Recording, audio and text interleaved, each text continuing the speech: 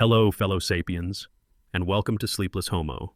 Whether you've settled into bed, driving through the night, or quietly working with headphones on, this is your moment to slow down, to step out of the noise, and drift into the deep, slow rhythms of prehistory.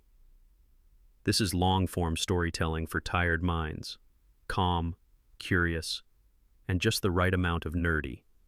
And if this kind of content helps whether to fall asleep, to focus, or simply to fill your brain with something better than doom scrolling, consider giving this a like and subscribing. It's the simplest way to help more curious humans discover this space, a quiet little corner of the internet where knowledge still wins. And tell me, what do you use this for? Are you listening before sleep, while driving, cooking, or sneaking some history into your workday? Or maybe, where in the world are you watching from tonight?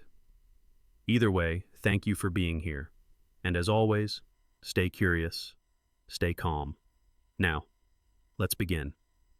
To a skull that spent 90 years hidden in a well, and to the DNA that just changed the story of 150,000 years ago. Somewhere in the summer of 1933, in the northeastern provinces of China, beneath the tightening grip of Japanese occupation, a nameless worker stood knee-deep in the river mud. He was laboring on the foundations of a bridge that would stretch across the Songhua River near the city of Harbin, in a province called Heilongjiang, the Black Dragon River, a place where rivers carve through the cold flatlands and where winters have teeth sharp enough to crack bone.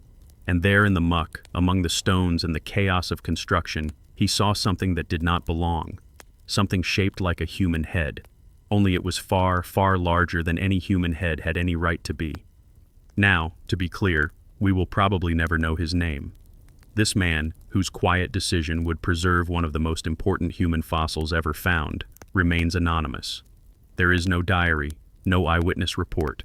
His story comes only from the memory of his family, whispered decades later, that he recognized the skull as unusual, important even, but feared the consequences of handing it over to the Japanese authorities who then controlled the region.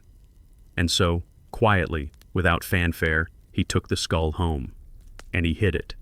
Not in a museum, not in a drawer, but in a well, a literal well. Lowered into the cold darkness, sealed away, forgotten. And there it stayed.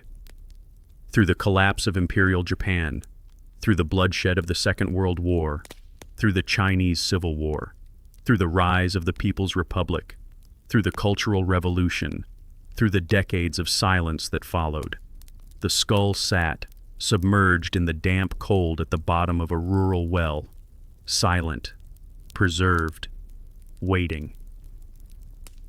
It is one of the most absurd accidents in the history of paleoanthropology, and yet, perhaps, it is not entirely unique, because this is not the first time that fossils from this era in China have nearly vanished from the human record. Let me take you briefly to the 1930s again, to another discovery. A collection of fossils that would become known as the Peking Man. Excavated from Zhoukoudian, a cave site near Beijing, these fossils represented one of the first major finds of Homo erectus, our ancient upright walking ancestors who lived more than 500,000 years ago. Teeth, skull fragments, pieces of jaw. Together they painted a picture of an ancient hominin, long before modern humans. But then came the Second World War. As Japanese forces advanced, the fossils were packed up, placed into wooden crates, and entrusted to the United States Marines stationed in China. Their mission was to transport the fossils to safety, by ship, to the American Museum of Natural History in New York. But somewhere between the gates of the Peking Union Medical College and the docks in Qinhuangdao, the fossils vanished. Crates lost, possibly stolen, possibly destroyed, possibly sunk to the bottom of the ocean. To this day, the original fossils of Peking Man have never been found. Only casts, photographs, and written descriptions remain. It is one of the greatest losses in the history of archaeology, and for a long time it was assumed that the same fate had quietly fallen upon the Harbin skull. Only, this one came back. Sometime in the final years of the 2010s, the worker, now an old man, knew that he did not have long left. Perhaps weighed by the gravity of what he had hidden, or simply wanting to pass it on before the end, he told his family about the well, about the skull inside it. And in 2018, after 90 years in the dark, the skull was recovered and donated to the Hebei Geo University. Scientists, when first confronted with it, were stunned. This was not a broken jaw or a partial bone. This was a complete cranium, heavy, massive. The brow ridges were enormous, the eye sockets were wide and square, the face was tucked flat beneath a towering brain case, and the brain case itself was massive, more than 1,500 cubic centimeters, putting it not only within the range of modern humans but actually exceeding most. A head bigger than ours. But what was it? It did not match Homo sapiens. The face was too robust, the brow too thick, but it also did not match Neanderthals, lacking their characteristic mid-face projection and their swept-back skull shape. Nor did it fully match Homo erectus, the earlier species known from East Asia. It was something else, something that sat awkwardly, somewhere between. For those of you picturing scientists in white lab coats immediately solving this mystery, let me gently disabuse you of that fantasy. Paleoanthropology is rarely a clean science. Bones rarely come with labels. And this skull, well, this skull was a problem. The first challenge was this. It had no stratigraphic context, no dirt stuck to it, no clear layer of sediment from which it had been pulled. Dating something in isolation, without the context of the surrounding rocks or fauna, is notoriously difficult. Scientists turned to uranium series dating, a method that measures the radioactive decay within the fossil itself. The results gave a minimum age of 146,000 years, possibly older. This placed the Harbin skull in the Middle Pleistocene, a period spanning from roughly 789,000 to 130,000 years ago. A turbulent era, an era of ice ages, an era when multiple human species shared the planet, and sometimes shared genes. But even with an age in hand, the question remained, what exactly was it? In 2021, a team of Chinese paleoanthropologists, led by Shijun Ni and Qiang Ji, proposed something bold, that this was not simply another Denisovan, not a Neanderthal, not a strange Homo erectus, but something distinct, a new species. They named it Homo longi, the dragon man, after the Black Dragon River where it was found. It was a provocative claim. Some agreed, others, not so much. Paleoanthropology is filled with debates over species definitions. Where does one species end and another begin? Is it about morphology, how bones look? Is it about genetics, how closely DNA aligns? Or is it, uncomfortably, about the lines drawn by humans who study humans, prone to all the biases that humans have? The Harbin skull arrived into this debate like a meteor, beautiful, frustrating, and deeply mysterious. But perhaps the most poetic irony of all is this. The very act of hiding this skull, lowering it into a cold well for nearly a century, may be the only reason we still have its DNA. Had it been handed over in 1933, it likely would have been treated with the preservation chemicals of the time, which destroy genetic material. Or perhaps it would have been boxed and sent down the same doomed path as the Peking man fossils, vanished forever into the chaos of war.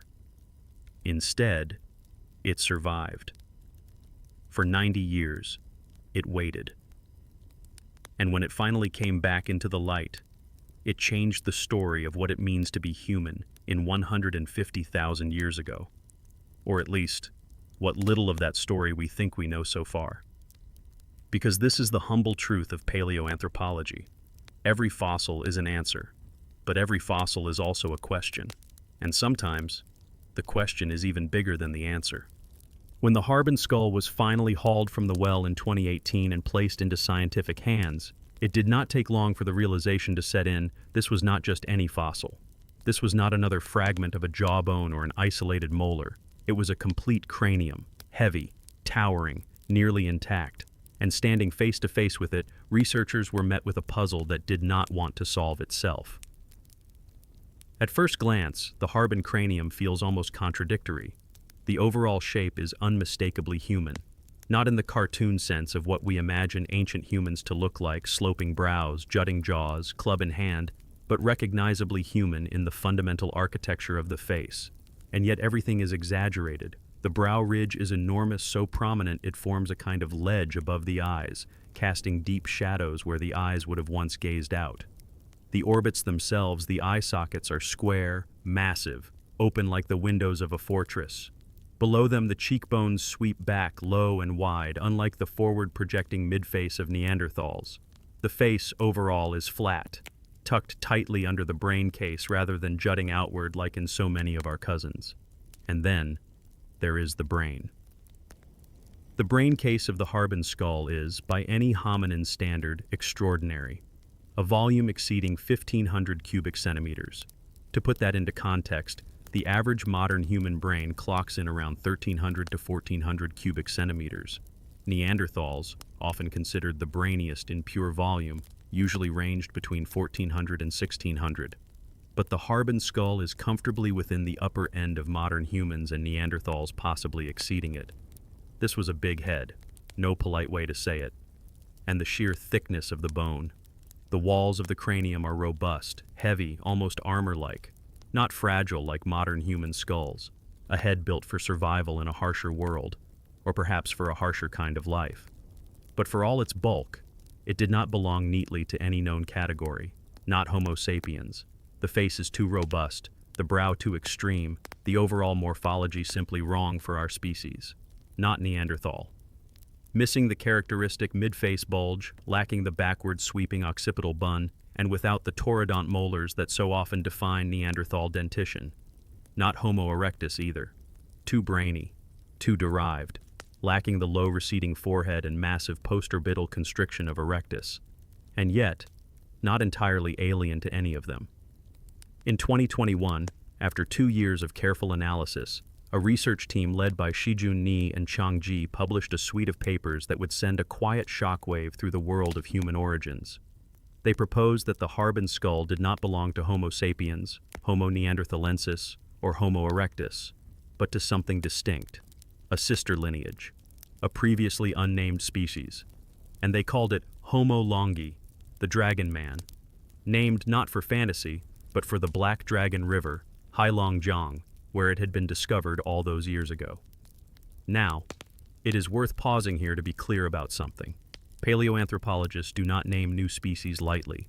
There is an inherent humility that hangs over this field, or at least there should be, because to name a species is to draw a line through deep time, to say, here, this is different. Different enough that it does not belong in any other group we know. But evolution does not always reward our need for neat labels. It is not a staircase. It is not a ladder. It is not even a tree half the time. It is more like a braided stream, branches splitting, converging, diverging again, with populations mixing, splitting, and remixing in ways that do not always leave clear boundaries. So what made them so confident, or at least confident enough to propose Homo longi? It came down to a detailed morphological comparison. The team analyzed 95 different fossil crania, jaws, and teeth from hominin species across Africa, Europe, and Asia. They measured over 600 distinct anatomical features. They used a supercomputer to generate billions of potential evolutionary family trees, each one testing how the Harbin skull might fit with what we already knew. And the result that kept emerging over and over was this. The Harbin skull belonged to a lineage that was more closely related to Homo sapiens than Neanderthals were. This was not expected. Because for over a decade, the model looked something like this. Homo heidelbergensis, a species thought to be the common ancestor of both Neanderthals and Denisovans, splits into Neanderthals moving west into Europe and Denisovans moving east into Asia. From a separate branch, Homo sapiens emerges in Africa. Neanderthals and Denisovans are sister groups, more closely related to each other than either is to us. But the Harbin data disrupted that. It suggested that the Harbin lineage, Dragon Man, split from the branch leading to Homo sapiens after the split from Neanderthals. Meaning, Dragon Man was, in some ways, our closer cousin than the Neanderthals were, a provocative claim, and one that, to be clear, not all researchers accepted. One of the complications here is that the Harbin skull shares features with other mysterious fossils in East Asia. The Dali cranium, found in Shanxi province in the 1970s, the Jinyushan fossil, the Xiahe mandible from the Tibetan plateau, and others. For decades, these fossils floated in taxonomic limbo. Were they archaic Homo sapiens? Were they Denisovans? Were they regional variants of Homo erectus? No one agreed. The naming of Homo longi was an attempt to finally bring clarity to that cloud. To say, these fossils, Harbin, Dali, Jinyushan, belong together. A lineage of big-brained, cold-adapted humans who thrived in East Asia for hundreds of thousands of years, separate from Neanderthals, separate from us, but perhaps not entirely separate, because in human evolution, separation is always relative. And yet, there was a growing suspicion, a shadow hanging over the taxonomy, a genetic ghost that had been haunting the field since 2010. A ghost first discovered not in a skull, not in a femur, not in a jaw, but in a pinky bone pulled from the cold floor of Denisova Cave in Siberia, a bone whose DNA revealed an entire unknown human population, the Denisovans, a lineage genetically distinct from both Neanderthals and Homo sapiens, but whose physical appearance remained entirely unknown. No skull, no face, only a genome. And as more scientists stared at the Harbin skull, as they traced the lines of its brow, measured the sweep of its cheekbones, and weighed its enormous brain case, a question began to whisper. Is this the face of the Denisovans? Could it be that the Harbin skull, this giant, heavy, strange cranium that broke all our neat little categories, was not some separate species at all, but simply the first time we were meeting the Denisovans face to face? At the time, in 2021, there was no DNA to answer the question. Efforts to extract genetic material from the Harbin skull had failed. The bone was too degraded, too contaminated. The petrous bone, that dense part of the inner ear that so often preserves DNA, yielded nothing. Teeth, the usual fallback, also came up blank. The mystery would remain, for now. But even without DNA, the skull itself told a story of a lineage built for life in the cold grasslands and river valleys of northern China. A lineage with massive brains, thick bones, and faces that blended the archaic with the modern. A lineage that did not fit into the boxes we had drawn. A skull unlike any other, but a skull that still had one more secret to reveal. And it was hiding, not in the bone, not in the marrow, but in the dirtiest, most overlooked corner of the human mouth. And that is where we will go next. There is a strange kind of irony in paleoanthropology, a field obsessed with the oldest things, yet constantly haunted by the most frustrating question. How old is it? Really? Because a fossil without a date is like a sentence ripped from a book whose title you do not know. Meaningless, until placed in time. Without time, you cannot know what came before, what came after, or what it even means. You cannot know if something is an ancestor or a cousin, a pioneer or a remnant, a dead end, or the seed of something still alive. Time is everything. And this was the problem that immediately confronted researchers when the Harbin skull emerged from that well in 2018. For all its mass, its beauty, and its haunting anatomy, it came with no instructions, no sediment stuck to its bones, no layer of rock to tie it to, no buried tools, no animal bones alongside it, no archaeological context at all. It had spent 90 years in a well, a void, disconnected from the geological record that usually holds the keys to dating the past. And this creates a very particular kind of nightmare for scientists, because when you do not know where a fossil comes from, you cannot use the most reliable dating methods. You cannot date the surrounding sediment because there is no sediment. You cannot cross-check with volcanic ash layers because there is no ash. You cannot compare it to other fossils from the same deposit because there is no deposit. You are left with the fossil itself. And the brutal question becomes, is there anything left in the fossil that remembers how long it has been dead? In this case, the answer was yes. Barely, but yes. The method that unlocked the Harbin skull's age is something called uranium series dating. A marvel of modern geochemistry, but one with a story that starts, not in anthropology, but in nuclear physics.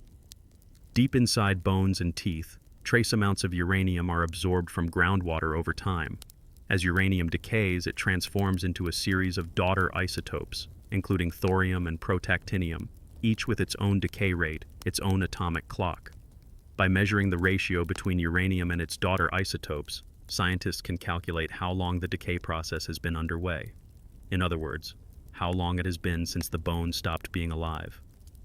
This is not a perfect method. Bones are porous, water moves, minerals leach in and out.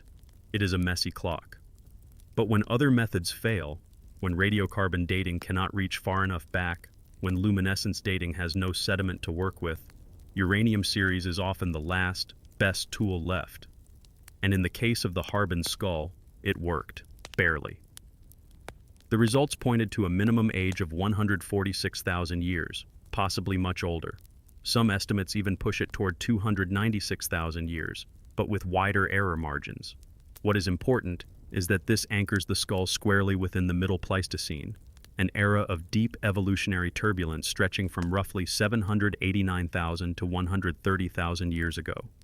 The Middle Pleistocene, a time when the world did not belong to us, not yet.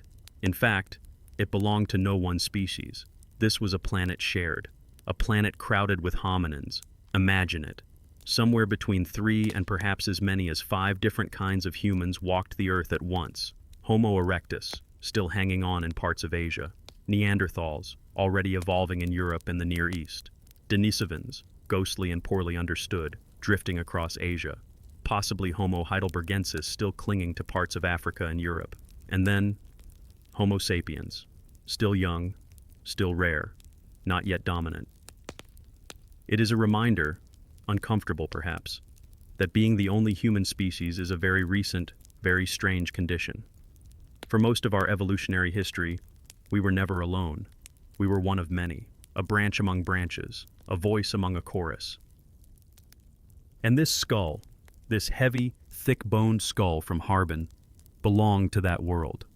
A world where humans were plural, where survival was not guaranteed, where climates swung violently between glacial cold and brief interglacial warmth, where rivers froze, ice sheets advanced, and mammoths roamed the grasslands of northern China.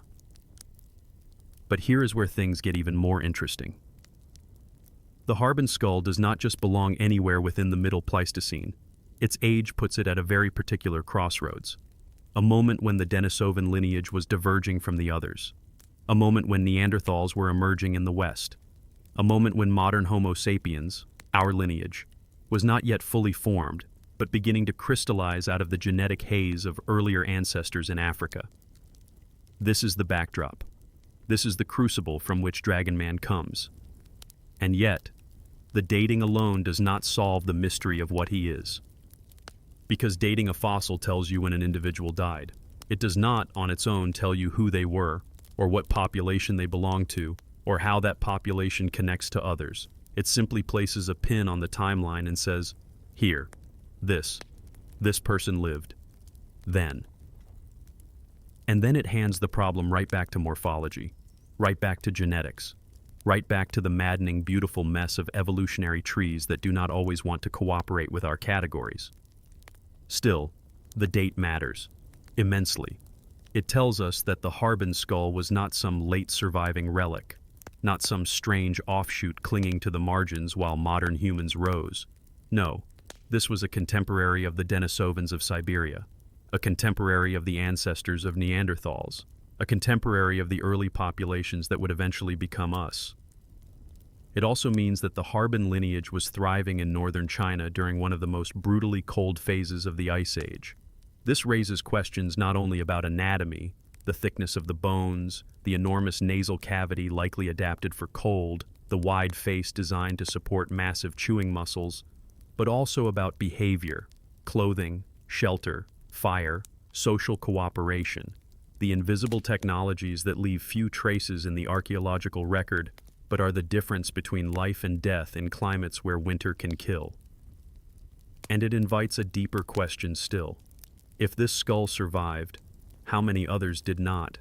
How much of the story of this population is already lost to erosion, to rivers, to time, to the simple physics of decay? For every skull pulled from a well, how many were crushed by glaciers, dissolved by acid soils, buried under cities, roads, and railways? It is a question that haunts all of paleoanthropology. The fossil record is not a complete archive. It is a salvage operation, a whisper from deep time, a handful of surviving pages from a library that mostly burned down. But this page, this skull, survived. And thanks to uranium ticking away in the calcium matrix of its bone, we can say, with reasonable confidence, that it comes from a window of time stretching between 146,000 and perhaps as far back as 296,000 years ago.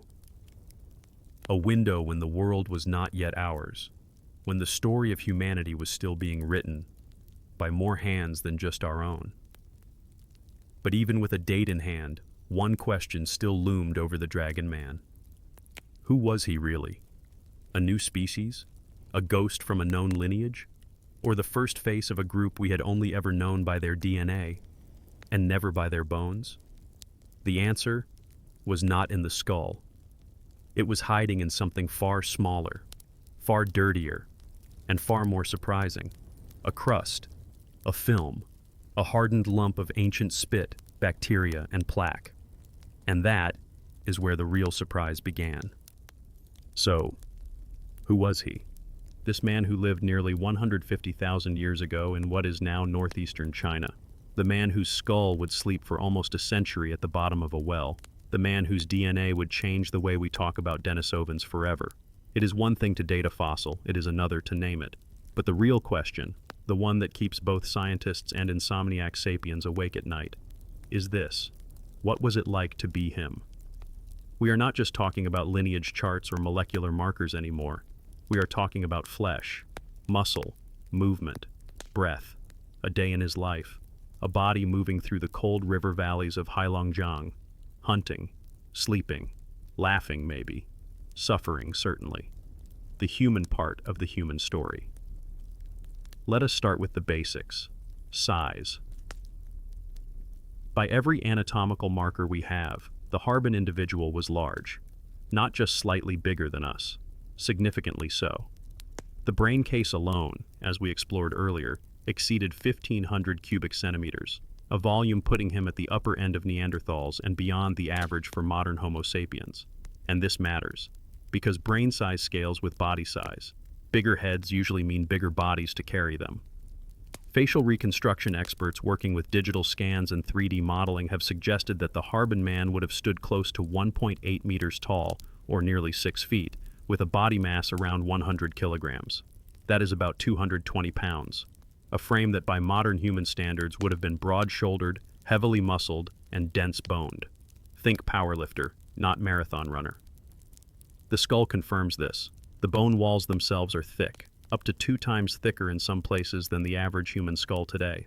The nasal cavity is enormous, likely an adaptation for cold air intake, warming each breath before it reached the lungs. The face is wide and flat, with sweeping zygomatic arches giving space for massive chewing muscles. His diet almost certainly included tough, fibrous foods, roots, tubers, sinewy meat, things that require grinding power and heavy jaw function. The brow ridges would have been impossible to ignore, not like ours. Not gentle slopes above the eyes, but deep, shelf-like overhangs, casting the eyes below into shade. If you had stood face to face with him, the psychological effect would have been immediate, a presence that demanded attention, strength carved into bone. And yet, for all the bulk and power suggested by the skeleton, there is something else here, something quieter, the delicate sweep of the cheekbones, the relatively flat mid-face, the tucked-in profile of the lower face beneath the forehead. These are not features of a brute, they hint at complexity. Evolution rarely builds for single functions. What keeps you warm in winter might also make you look formidable. What strengthens your bite might also shape your voice. We do not have his postcranial skeleton. No femur, no pelvis, no hand bones. Everything we infer about his body comes from that one skull. But comparisons with other Denisovan candidate fossils, like the Xiahe mandible from the Tibetan Plateau or the robust teeth from Denisova Cave in Siberia, suggest that this was not an outlier. Denisovans as a whole were likely big-bodied, cold-adapted, and physically powerful hominins. Giants, by Ice Age standards. But size is not everything. The brain capacity begs its own questions. A volume like this puts the Harbin man in league with modern humans in terms of raw brain size. But brain size alone does not equal cognitive ability. Shape matters. Neural organization matters. But still, this was no simple being. The Middle Pleistocene was not a forgiving time. Survival required planning, cooperation, tool use, social memory, and the ability to adapt to rapidly changing climates. Could he speak? That is harder to answer. We have no larynx, no hyoid bone, no preserved soft tissue, but the cranial base angle and the size of the nasal cavity suggest a respiratory system capable of producing a range of vocalizations. Add to that the growing genetic evidence that Denisovans shared critical DNA regions associated with speech and language development in modern humans and Neanderthals, and it becomes increasingly likely that he could communicate with spoken language. Probably not English or Mandarin, but language in some form. And what about his day-to-day life? Picture the landscape. Northern China, 150,000 years ago. Open grasslands sweeping across river valleys. Forests clinging to the slopes of low hills. Winters bitter and long. Summers brief but green. Mammoths, woolly rhinos, steppe horses, deer, predators like ancient wolves and large cats stalking the edges of human settlements. What would he have eaten? Likely a diet high in protein and fat during the cold seasons. Meat from large game, possibly supplemented with roots, tubers, and seasonal plant foods. The robust molars and massive chewing surfaces suggest a diet requiring considerable mastication. Food was not soft. Teeth were tools. What did he wear? Here the fossil record is almost silent. Organic materials like hide, fiber, and wood rarely survive this long. But no one survives Ice Age winters without insulation. Even Neanderthals with similarly cold-adapted bodies likely wore tailored hides. It is reasonable to assume that the Harbin man did too. Simple clothing perhaps, furs, animal skins, nothing that would win design awards, but enough to keep out the frostbite. And what about shelter? Caves if available, rock overhangs, possibly structures built from wood and bone. Again, no direct archaeological site can be linked to him specifically, but Denisovan-related sites like Denisova Cave and Xiahe Mandible surroundings suggest a level of behavioral sophistication that included tool use, shelter construction, and possibly even symbolic behavior. Did he make fire? Almost certainly. Fire was not a luxury in this environment. It was a requirement for warmth, for cooking, for protection from predators. Evidence from other Middle Pleistocene sites across China shows consistent fire use by hominins of this era. Did he live alone? Highly unlikely. Sociality is baked into the primate brain. A single individual does not survive long in this landscape. He was probably part of a small group, maybe 20 to 30 individuals, moving seasonally, following game, gathering plants, watching the sky for changing weather.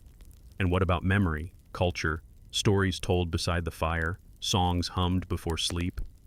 Here, science can only gesture. The brain was big enough, the social structure complex enough, the survival challenges demanding enough.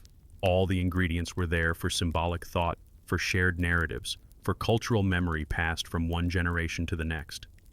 But we do not know. Not yet.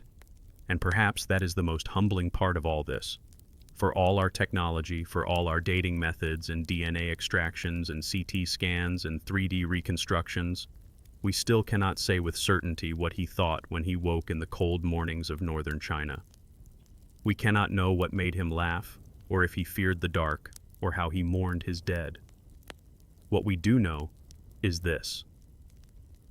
At some point, likely in his middle years, this man died, whether from injury, illness, old age, or the thousand quiet ways people die when life expectancy is short and medical care non-existent, we do not know.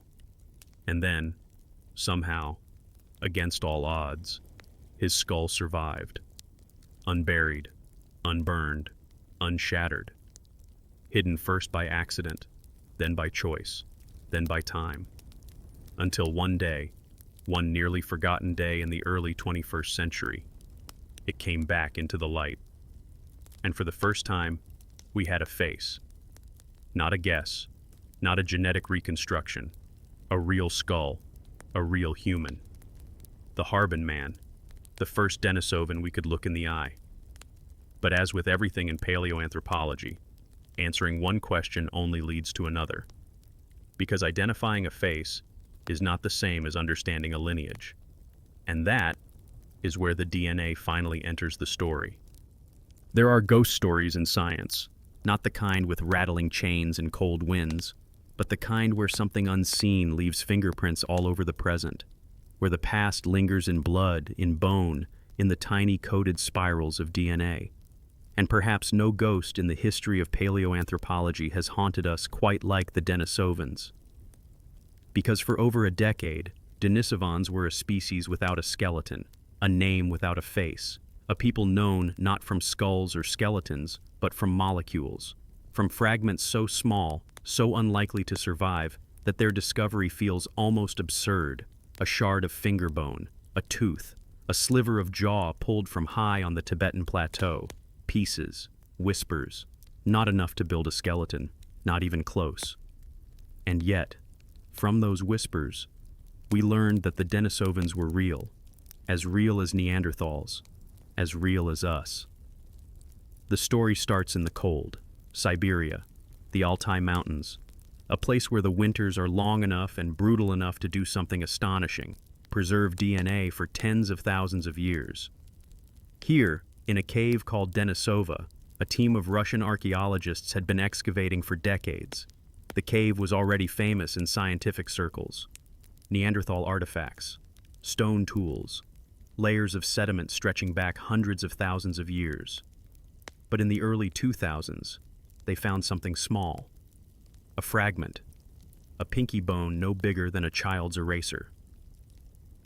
At first it was barely noticed, another unidentified bone among hundreds, no clear morphology, nothing distinctive. But the fragment was passed to the Max Planck Institute for Evolutionary Anthropology in Leipzig, Germany, where the world's leading ancient DNA team was beginning to do things that 10 years earlier would have sounded like science fiction. When they sequenced the DNA from the bone, the results shocked everyone. It was not Neanderthal, and it was not Homo sapiens. It was something else, a third lineage, a sister group to Neanderthals, but distinct, separate. It was the first time in history that an entirely new branch of the human family tree was discovered, not from what a fossil looked like, but from what its genes said it was. And so, in 2010, the Denisovans were named, after the cave, after the mountain, after the ghost that left no face. For years after that, they remained shadows, a tooth, another finger bone, a partial jaw found in the highlands of Tibet, but no full skeleton, no skull, no face. And yet, as geneticists began comparing ancient Denisovan DNA to the genomes of modern humans, the story took a stranger turn, because it turned out the Denisovans had not disappeared completely. Their DNA was alive, inside us. Not all of us, not equally, but for people today whose ancestry includes Oceania, Papua New Guinea, indigenous Australians, parts of Southeast Asia, the Denisovan signal was loud, 4%, 5%, in some isolated populations, even more. For East Asians, Native Americans, and some Europeans, the signal is fainter, less than 1%. But it is there, a molecular inheritance from encounters tens of thousands of years ago. When Homo sapiens expanded out of Africa, they did not move into empty lands. They met others, Neanderthals in the west, Denisovans in the east, and where they met, they mingled. Not always peacefully, not always permanently, but enough for the genes to cross, for fragments of Denisovan DNA to become part of the story of Homo sapiens. This was a revelation, because it meant the Denisovans were not some fringe population, tucked away in a single valley.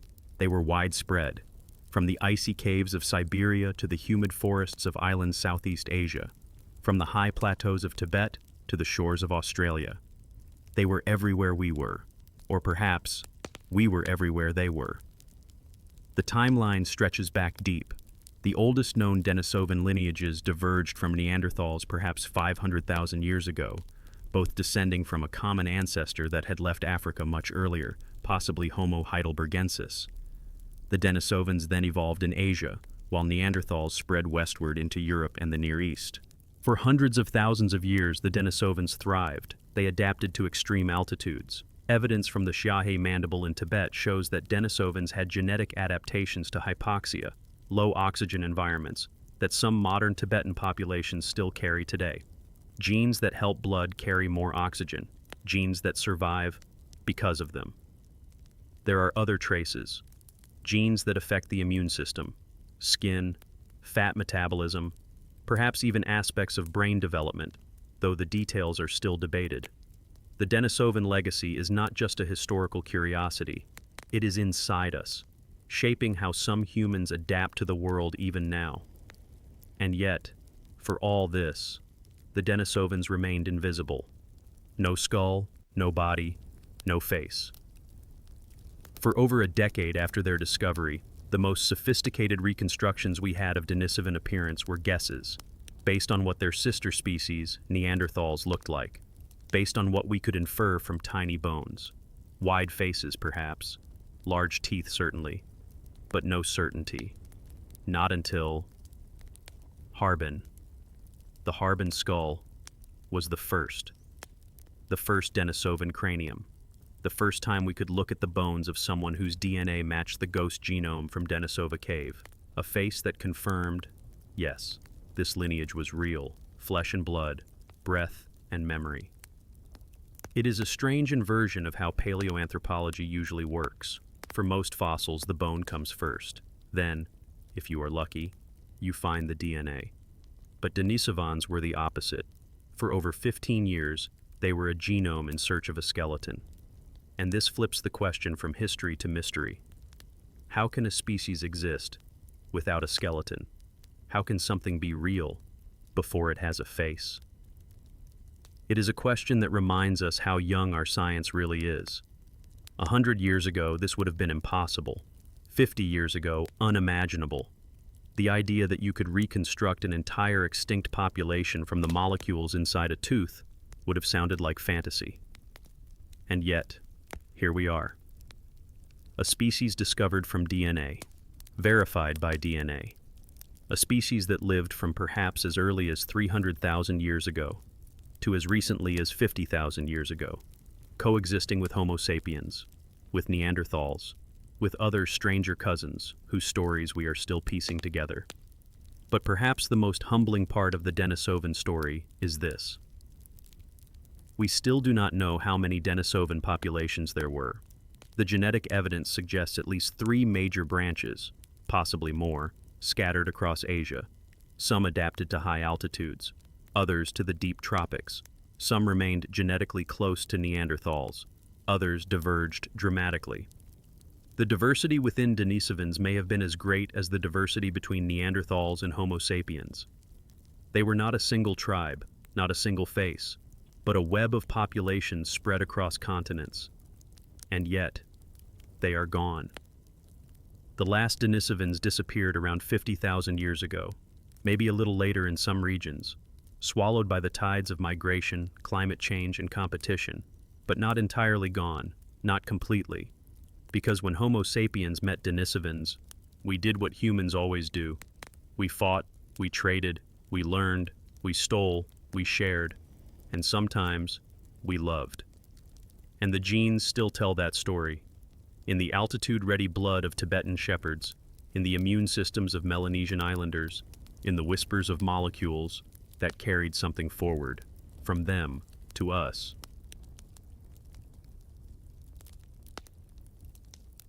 There is a strange thing that happens when you try to map the Denisovans. You start with a pinky bone in a cave in Siberia, and by the time you are done, you are looking at half a continent.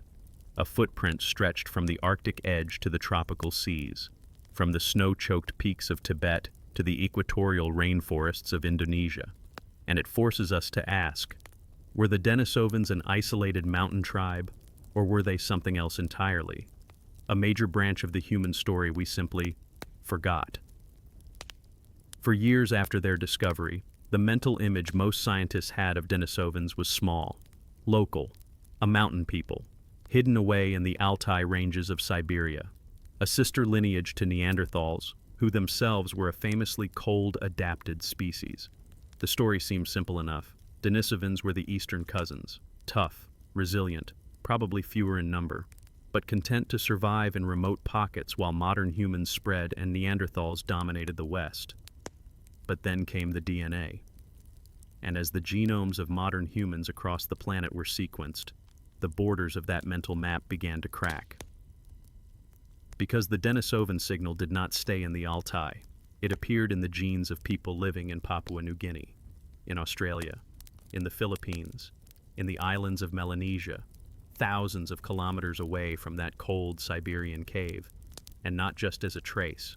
In some populations, as much as 5% of their genome was Denisovan. This was not a local mountain tribe. This was something bigger. The map started to redraw itself. It is now clear that Denisovans were not confined to a single region. Their genetic legacy traces a massive arc across Asia, from western Siberia in the north, to the Tibetan Plateau in the west, to the coasts of southern China, and outwards into the island chains of Southeast Asia and Oceania. But here's the strange part. The deeper scientists look into the genetics, the more it becomes clear there was not one Denisovan population. There were many. The DNA from the finger bone in Denisova Cave, a specimen often referred to as Denisova 3, is different from the DNA recovered from the Shahe jawbone on the Tibetan Plateau, different again from the Denisovan signal found in modern Papuan populations. We are not looking at one tribe migrating outward. We are looking at a web of Denisovan populations, branches that split, merged, split again, a network of human groups scattered across vast landscapes. And it raises a difficult question. Were the Denisovans the dominant humans of Asia for hundreds of thousands of years? The archaeological record is frustratingly thin. Fossils are scarce. Organic materials from Denisovan sites are almost non-existent. But the genetic record does not lie. Wherever Homo sapiens went in Asia, we met Denisovans. And not just once. There were multiple waves of contact. Different Denisovan groups mixing with different waves of Homo sapiens at different times. Some Denisovan populations were adapted to the freezing cold of Siberia.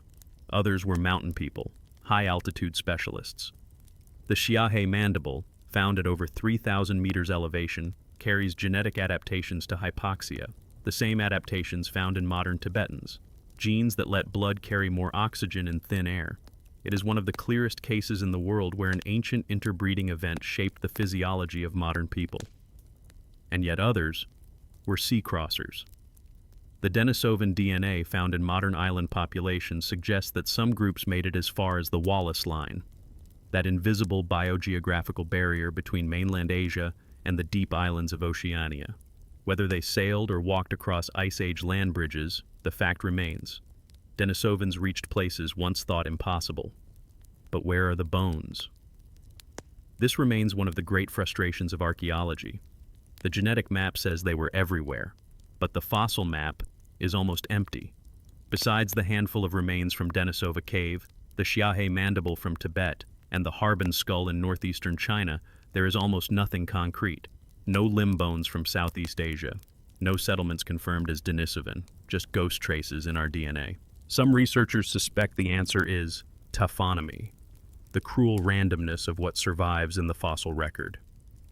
The highland caves of Siberia preserve bones because they are cold. The wet tropics of Indonesia do not. Bone dissolves, time erases. Perhaps the Denisovans lived there for tens of thousands of years, and the earth simply swallowed the evidence. Or perhaps we have already found Denisovan bones, and just misclassified them. There are a number of strange fossils from East Asia that do not fit cleanly into the Homo sapiens or Neanderthal categories. The Dali cranium from northern China, the Jinyushan skeleton, the Penghu jaw dredged from the ocean floor off Taiwan. Some of these specimens are robust, big-brained, heavy-browed, Denisovan-like, but without DNA it is impossible to say for sure. And the Harbin skull, the so-called dragon man, now sits at the center of this debate. Is it Denisovan? The genetic data from proteins and mitochondrial DNA says yes, or rather, it says it belongs to the same maternal lineage, but without nuclear DNA, the full picture remains just out of reach. So how far did they go? The safe answer is this. Denisovans ranged across most of mainland Asia, from the western slopes of the Altai Mountains to the eastern plains of China, to the southern edges of Indonesia, and perhaps even to Sahul, the combined Ice Age continent of Australia and New Guinea. But the bolder answer, the one the genetic evidence keeps whispering, is that Denisovans were not a fringe population. They were the dominant hominins in Asia for hundreds of thousands of years. From the time Neanderthals ruled Europe, Denisovans ruled Asia. And yet, despite their vast range, they did not leave empires, no monuments, no carvings, no lasting material culture that we can confidently assign to them. Or, perhaps we are just not recognizing it. Many stone tool industries in Asia remain classified as anonymous, the so-called Middle Paleolithic tools of Central Asia and Western China, the flake-based technologies scattered across Southeast Asia. Are they Denisovan, Homo erectus, early Homo sapiens? Without associated bones, we cannot say. But we do know this.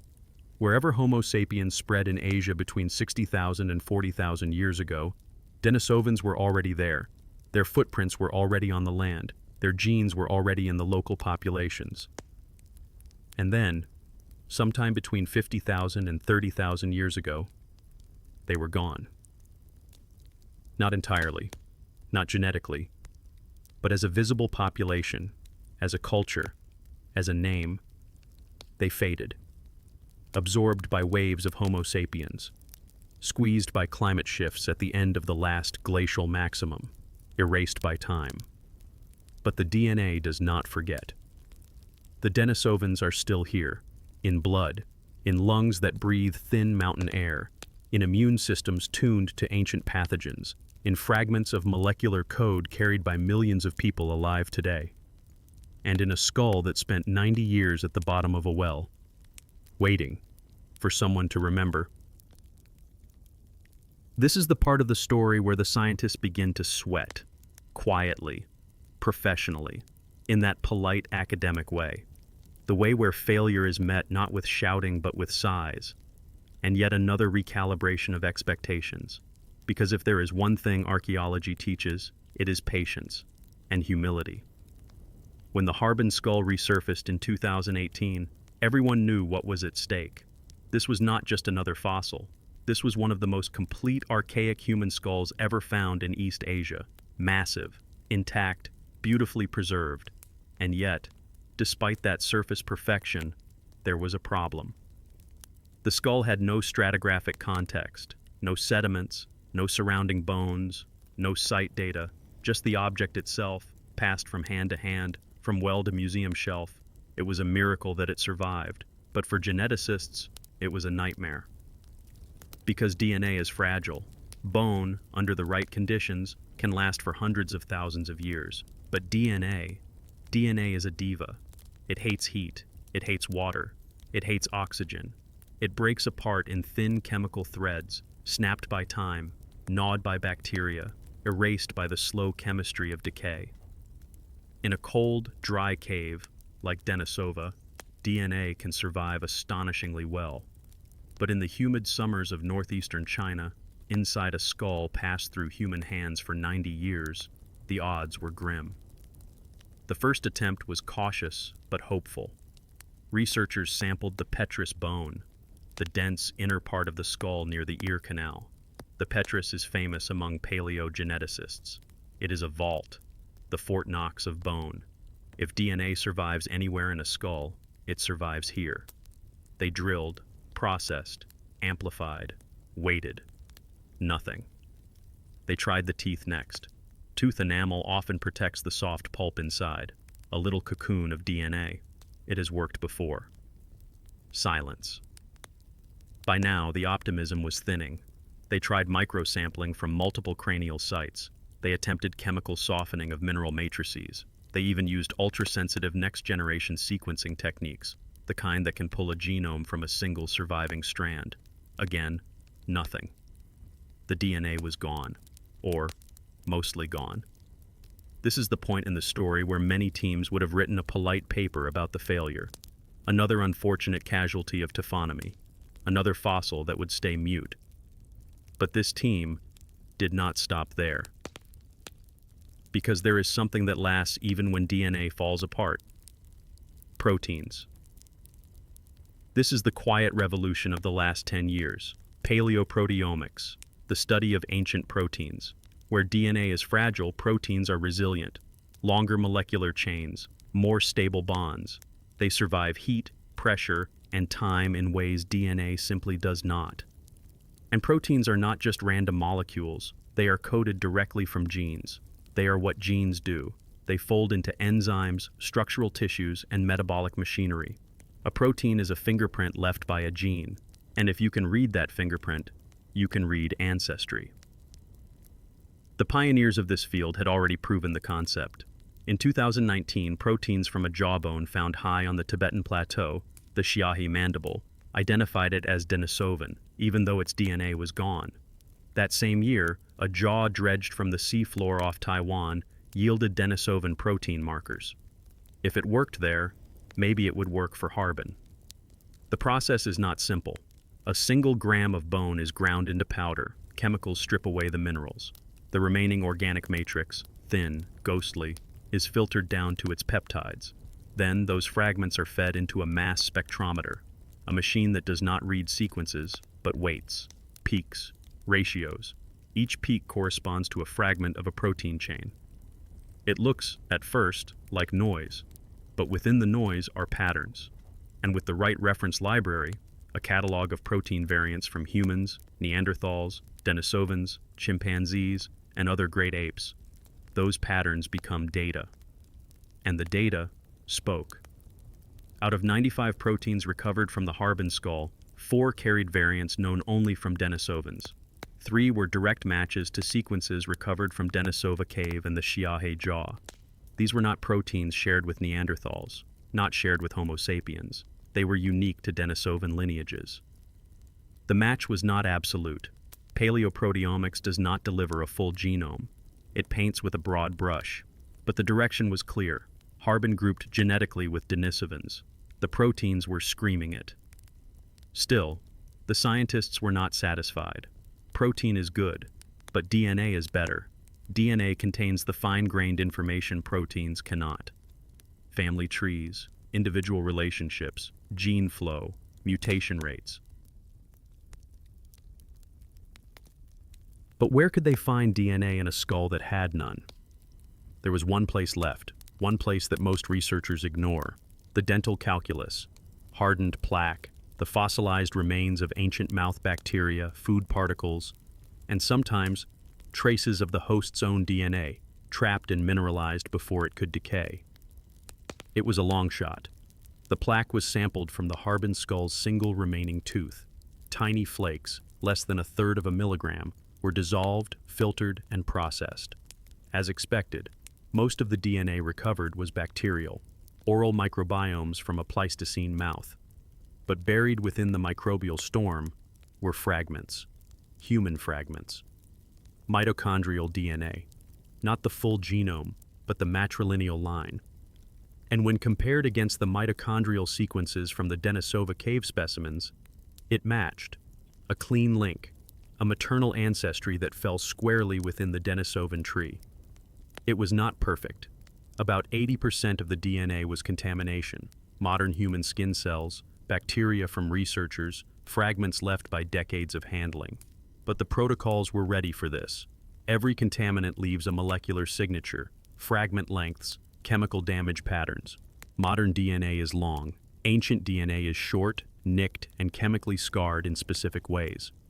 When the damaged ancient fragments were isolated, the conclusion held. Harbin's mitochondrial DNA was Denisovan. The relief in the lab must have been electric. After years of failure, a window had opened. A voice had come through. But here is the humility of the field. The researchers knew, and still know, that mitochondrial DNA is only a piece of the puzzle. It tells us about maternal ancestry. It does not tell us about the full nuclear genome. It does not confirm whether Harbin was a typical Denisovan or part of some hybrid branch. But combined with the protein data, the probability was overwhelming. Harbin was Denisovan. the first skull ever recovered that could be confidently tied to the genetic ghost lineage first named from a pinky bone in a Siberian cave 15 years earlier. This was not just a face for the Denisovans, it was a proof of concept for a whole new era in paleogenetics. Because what paleoproteomics teaches us is that the story does not end when DNA fails. The molecules still whisper, the proteins still fold, the calculus still remembers. And in that whisper, an ancient man from 150,000 years ago was no longer anonymous. If you had told a paleogeneticist 20 years ago that the answer to one of the biggest mysteries in human evolution would be found not in the bones, not in the teeth themselves, but in the hardened grime stuck to a tooth, they probably would have laughed. Politely, academically, the way scientists do when something sounds both ridiculous and hauntingly plausible, because science has a strange sense of humor. And yet, here we are. The skull had resisted every attempt to yield its genetic secrets. Petrous bone, empty. Tooth enamel, nothing. Cranial fragments, silent. Even the best methods of ultra-sensitive next-generation sequencing had failed. The DNA was simply gone. Except it wasn't. There was one place left, a place so often overlooked that it rarely makes the checklist of sampling locations in most labs. The dental calculus, fossilized plaque, the hardened residue of ancient biofilm that builds up between teeth, behind molars, along gum lines, a mixture of bacteria, saliva proteins, bits of food, and sometimes, just sometimes, microscopic fragments of the person themselves. It is not elegant. It is not clean. It is not the glamorous image most people have of genetic science. This is not Jurassic Park. This is scraping millennia-old dental gunk with sterile picks under a microscope and praying there is something left that time forgot to destroy. And somehow, there was.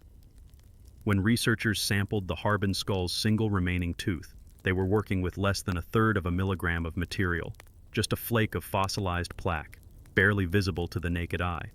But within that flake was a universe. The first result was exactly what anyone would expect.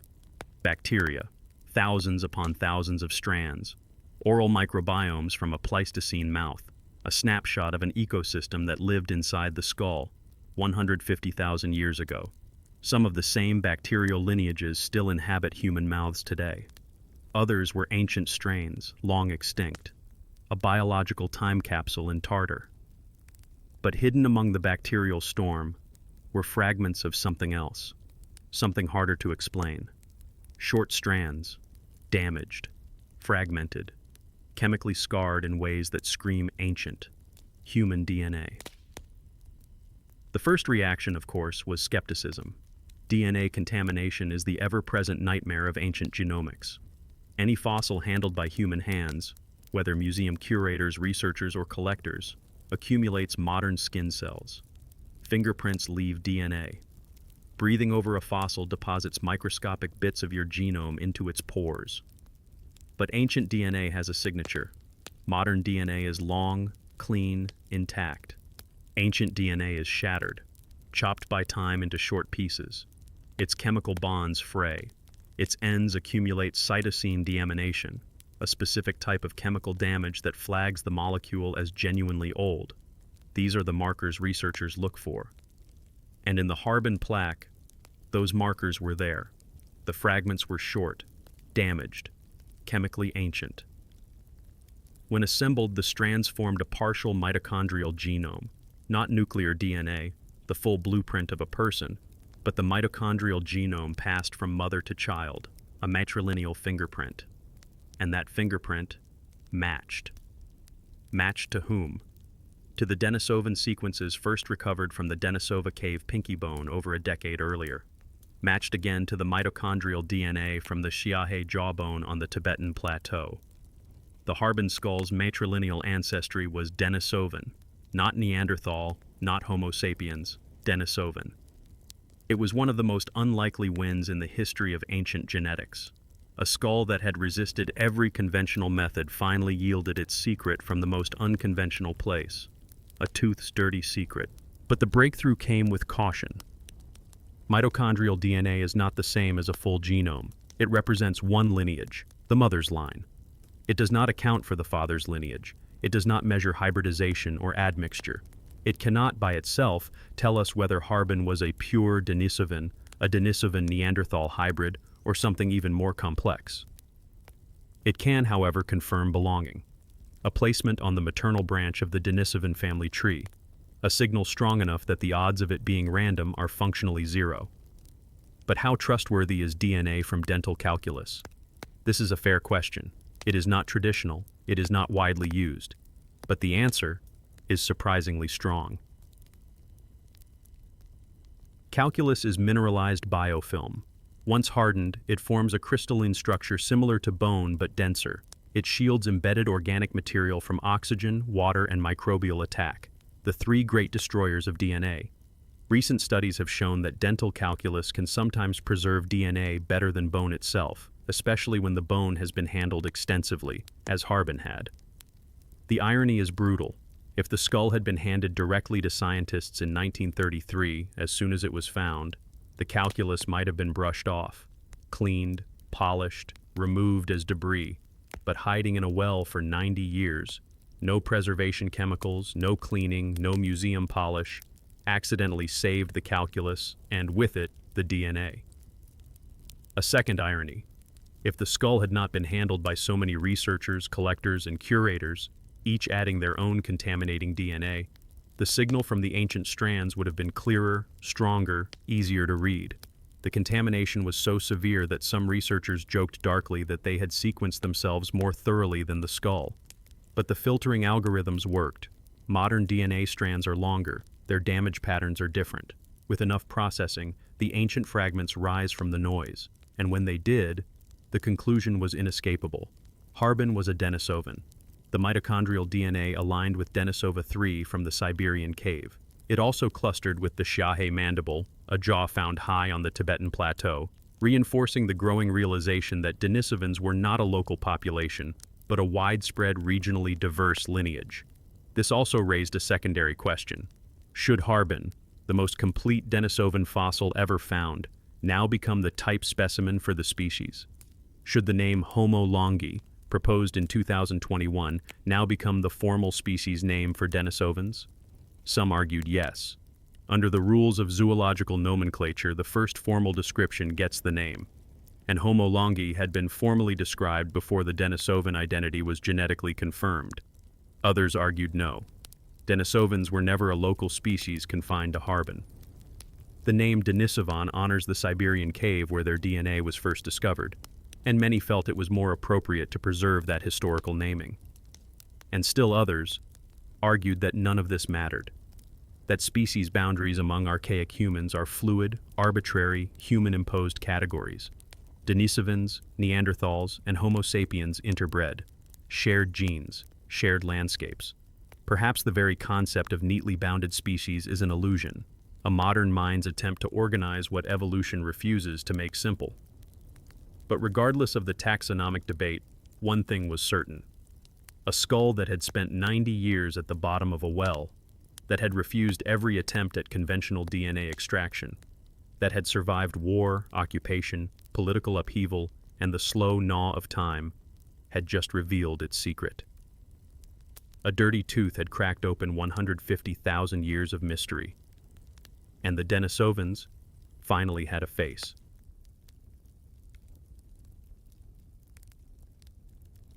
It is one of the most uncomfortable truths in all of paleoanthropology. We do not actually know what a species is, or at least, not in any way that the universe reliably agrees with. The natural world has never read a biology textbook. Evolution does not label its branches. And if there is one thing the Harbin skull has taught us, it is that the species problem is real. When the Harbin skull was first published to the world in the year 2021, it was given a name, Homo longi, the dragon man, a proposed new species of human, distinct from Neanderthals, distinct from Homo sapiens, distinct even from the shadowy Denisovans, whose existence was, at that point, still defined more by DNA than by bones. But the ink was barely dry on that name before the arguments began, and they have not stopped since. Here is the dilemma.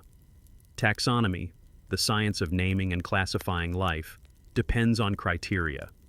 But humans are messy. Ancient humans are even messier. Do we name species based on how fossils look, based on their DNA, on where they lived, on whether they could interbreed, on how much they interbred?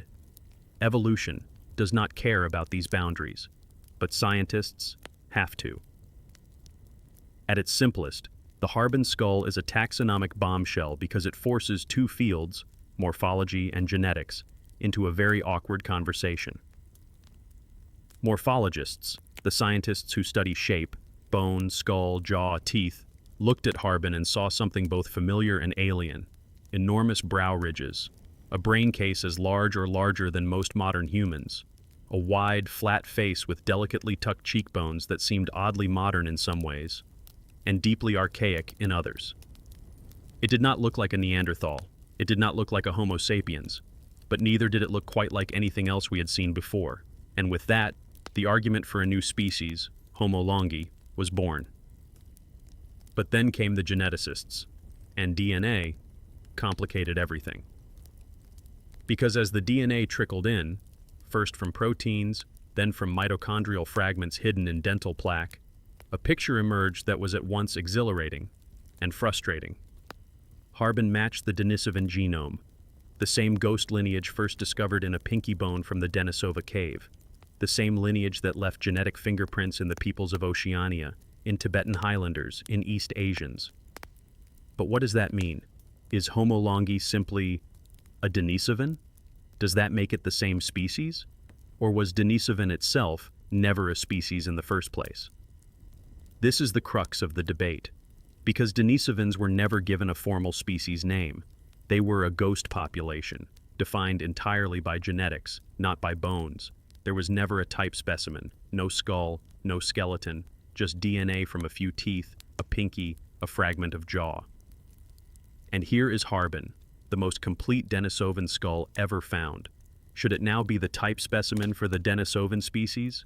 And if so, what should that species be called? Homo denisova, Homo longi, or something else entirely? The morphologists point to the physical traits. They argue that Harbin is distinct different enough from Neanderthals, from Homo sapiens, and perhaps even from the Dali skull and the Xiahe mandible to deserve its own species name, Homo longi, a northern cold-adapted cousin with its own evolutionary path. The geneticists are less sure. DNA shows us relationships that bones cannot. Denisovans and Neanderthals split from a common ancestor roughly 500,000 to 400,000 years ago, but they continued to interbreed. Both groups also interbred with Homo sapiens. The lines are not clean. They never were. The very concept of species begins to wobble when confronted with this reality, because by the classic biological definition, if two populations can produce fertile offspring, they are the same species. Then Homo sapiens, Neanderthals, and Denisovans were all the same species, just highly structured, regionally distinct populations of one extended human family. But then there is the practical definition, used in paleontology, where species are defined by morphology, by form, by anatomical distinctiveness. By that standard, Neanderthals are a species, Homo sapiens are a species, and Denisovans might be too, or not. Some researchers argue that Denisovans were never a species in the traditional sense, that they were a metapopulation, a web of interconnected groups spread across Asia, highly diverse, with local adaptations, high-altitude adaptations on the Tibetan Plateau, robust body size in northern climates, perhaps even tropical variants farther south. In this view, Harbin is not the definitive Denisovan. It is one Denisovan, a northern expression of a much larger, messier pattern. Others push back. They argue that the distinctiveness of the Harbin skull, in both size and morphology, is enough to warrant species status. And since Homo longi was the first name formally published, under the rules of zoological nomenclature, it should stick. Denisovan would remain the informal name, the same way we say Neanderthal instead of Homo neanderthalensis. Still others reject the whole framing. The geneticist Svante Pääbo, who pioneered the sequencing of both Neanderthal and Denisovan genomes, has argued bluntly that assigning species names to these groups is not helpful. They were not reproductively isolated. They were not clean branches. They were neighbors, cousins, interbreeding populations whose boundaries were geographical and ecological, not biological. In his view, if we must use a species name, we should simply call them all Homo sapiens, not because they were exactly like us, but because the lines we draw are ours, not nature's. It is an argument that unsettles many in the field, because it forces a kind of humility, a recognition that our need to classify, to label, to draw boundaries may say more about us than about the past we are studying. And yet, taxonomy still matters, for museums, for education, for clarity, for the basic work of communicating who was who in the grand, tangled story of human evolution. For now, the debate remains open. Some papers refer to the Harbin skull as Homo longi, others as Denisovan. Some hedge and say Denisovan population of Homo longi, others refuse to commit at all. The truth is, the fossil record is still too thin. Harbin is a single skull, the Xiahe mandible is a single jaw. The Denisova cave produced fragments, but no complete individuals. Until more is found, the debate will circle, unresolved. But perhaps that is fitting. Perhaps the very existence of Harbin, a skull found in a river city called Dragon River, hidden in a well for 90 years, carrying the genes of a people once known only from shadows, is a reminder that the past does not owe us clarity. It offers us pieces, stories and fragments, a tooth here, a jaw there, a skull that refuses to fit cleanly into any box we try to build for it. And maybe that is enough. There is a dangerous little lie buried inside most textbooks. You have seen it. The tidy diagram of a family tree, branches splitting cleanly from trunks. Homo erectus leads to Homo heidelbergensis, a clean offshoot to Neanderthals. Another splits gracefully into Denisovans. And finally, that proud little line labeled Homo sapiens. A story of clarity, a progression, a ladder, if we are honest with ourselves. But the truth, the messy, brutal, breathtaking truth, is that evolution has never drawn straight lines. It has never obeyed our categories. Never once. For most of the last 1,500,000 years, the genus Homo was not a tree. It was a braided stream, a tangled river delta of populations that split, merged, drifted apart, crashed back together, and sometimes simply vanished. Picture it. Somewhere around 1,500,000 years ago, the world was already full of different kinds of humans. Homo erectus had spread from Africa into Asia. In Europe, early ancestors of Neanderthals were taking shape. In southern Africa, lineages were diverging that would one day lead to us. But none of them were fully separate. Not yet. Across the Old World, populations met and mixed wherever their ranges overlapped. Hybrid zones, places where two lineages blurred together, were the rule, not the exception. Sometimes the mixing was a brief encounter. Other times it lasted for tens of thousands of years. And sometimes, the mixing produced entire new populations that would survive for hundreds of millennia. The DNA agrees. When geneticists sequenced Neanderthal and Denisovan genomes, they found something extraordinary. These two lineages, which had already diverged from their common ancestor with Homo sapiens, were still mixing with each other as recently as 100,000 years ago. Even more shockingly, both were also mixing with populations that are entirely unknown. Ghost lineages. Humans for whom we have no fossils, no names, no faces, just fragments of their genes, embedded in the descendants of others.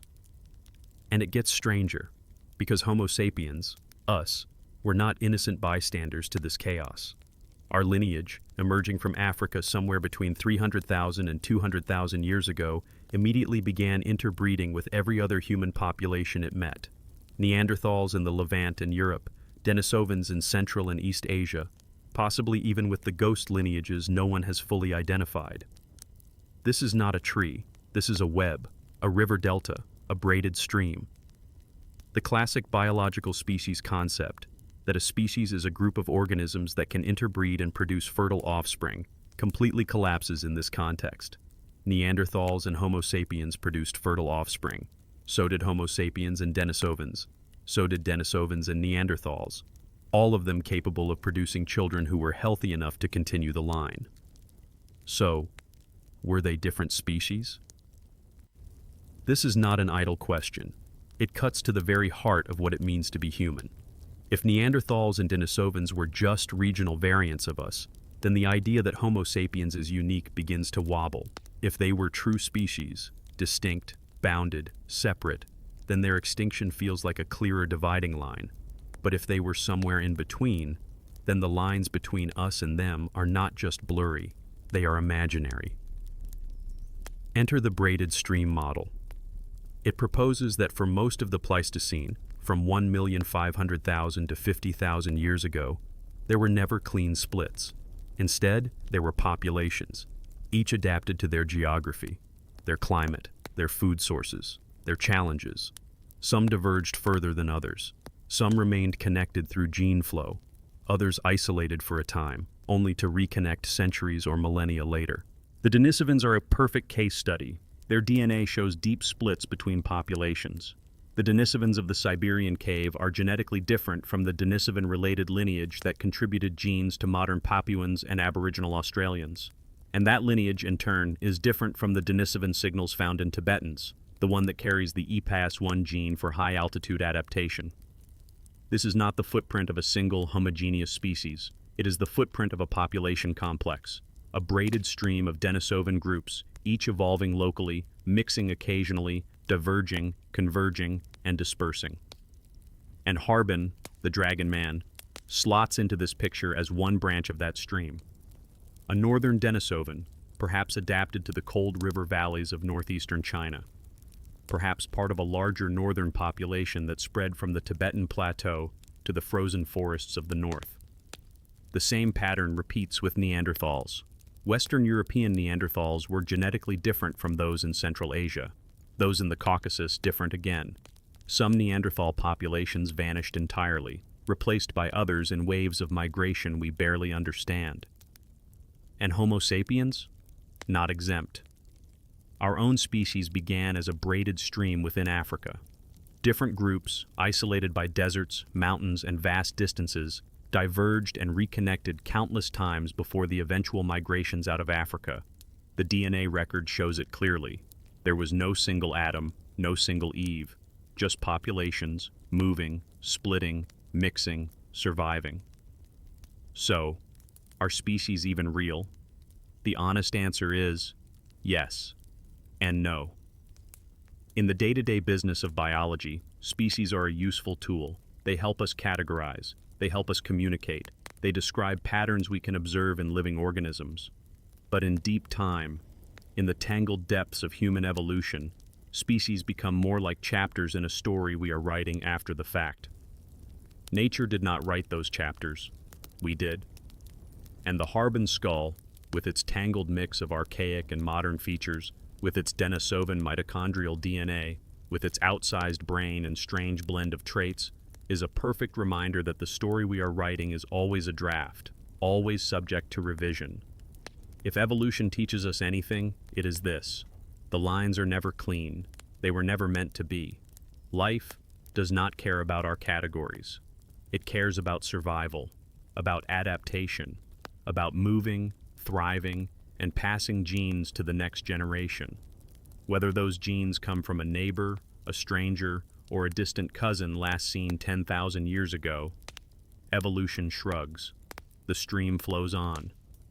So perhaps it is time to retire the tree, to stop pretending the branches are neat, to embrace the river, the tangle, the truth that we are, and always have been, a species made of mixtures, braided together from lineages that stretch back through the Ice Age, through the stone tools, through the fires on the plains, through the frozen caves and tropical forests, all the way to the first footprints that were not yet quite human, but were walking toward something new.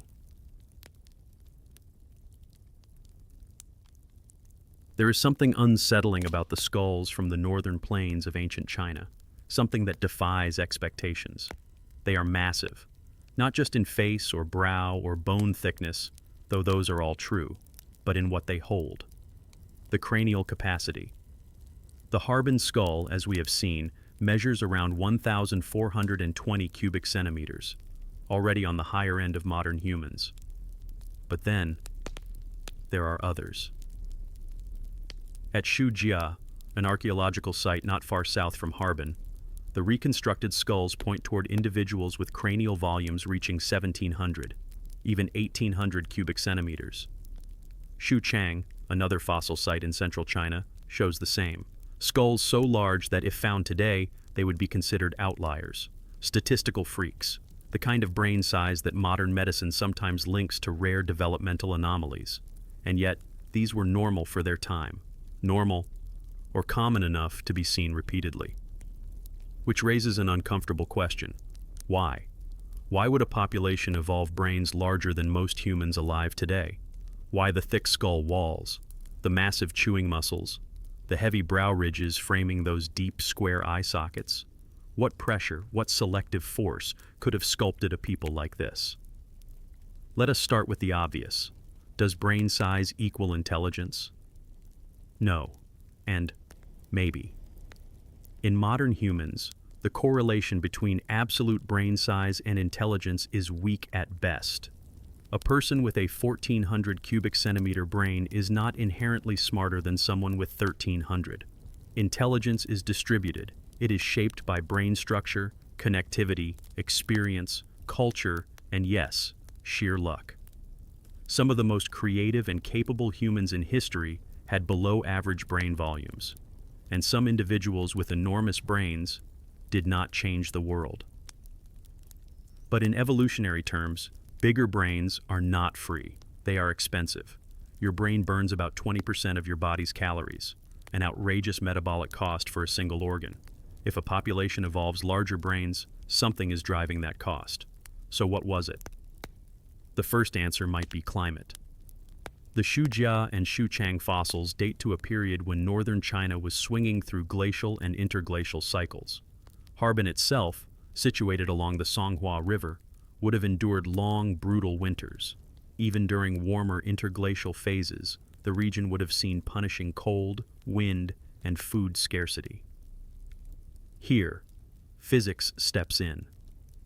Bergmann's rule, a principle in biology that states animals in colder climates tend to be larger-bodied than their warm climate relatives, applies to humans too. A larger body retains heat better.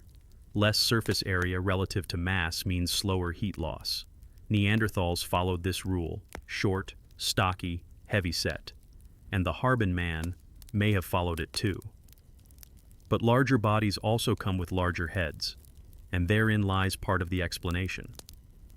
A large brain case might not have evolved for cognitive superiority, but as a byproduct of a larger, more cold-adapted body. Thick bone walls to insulate against the cold.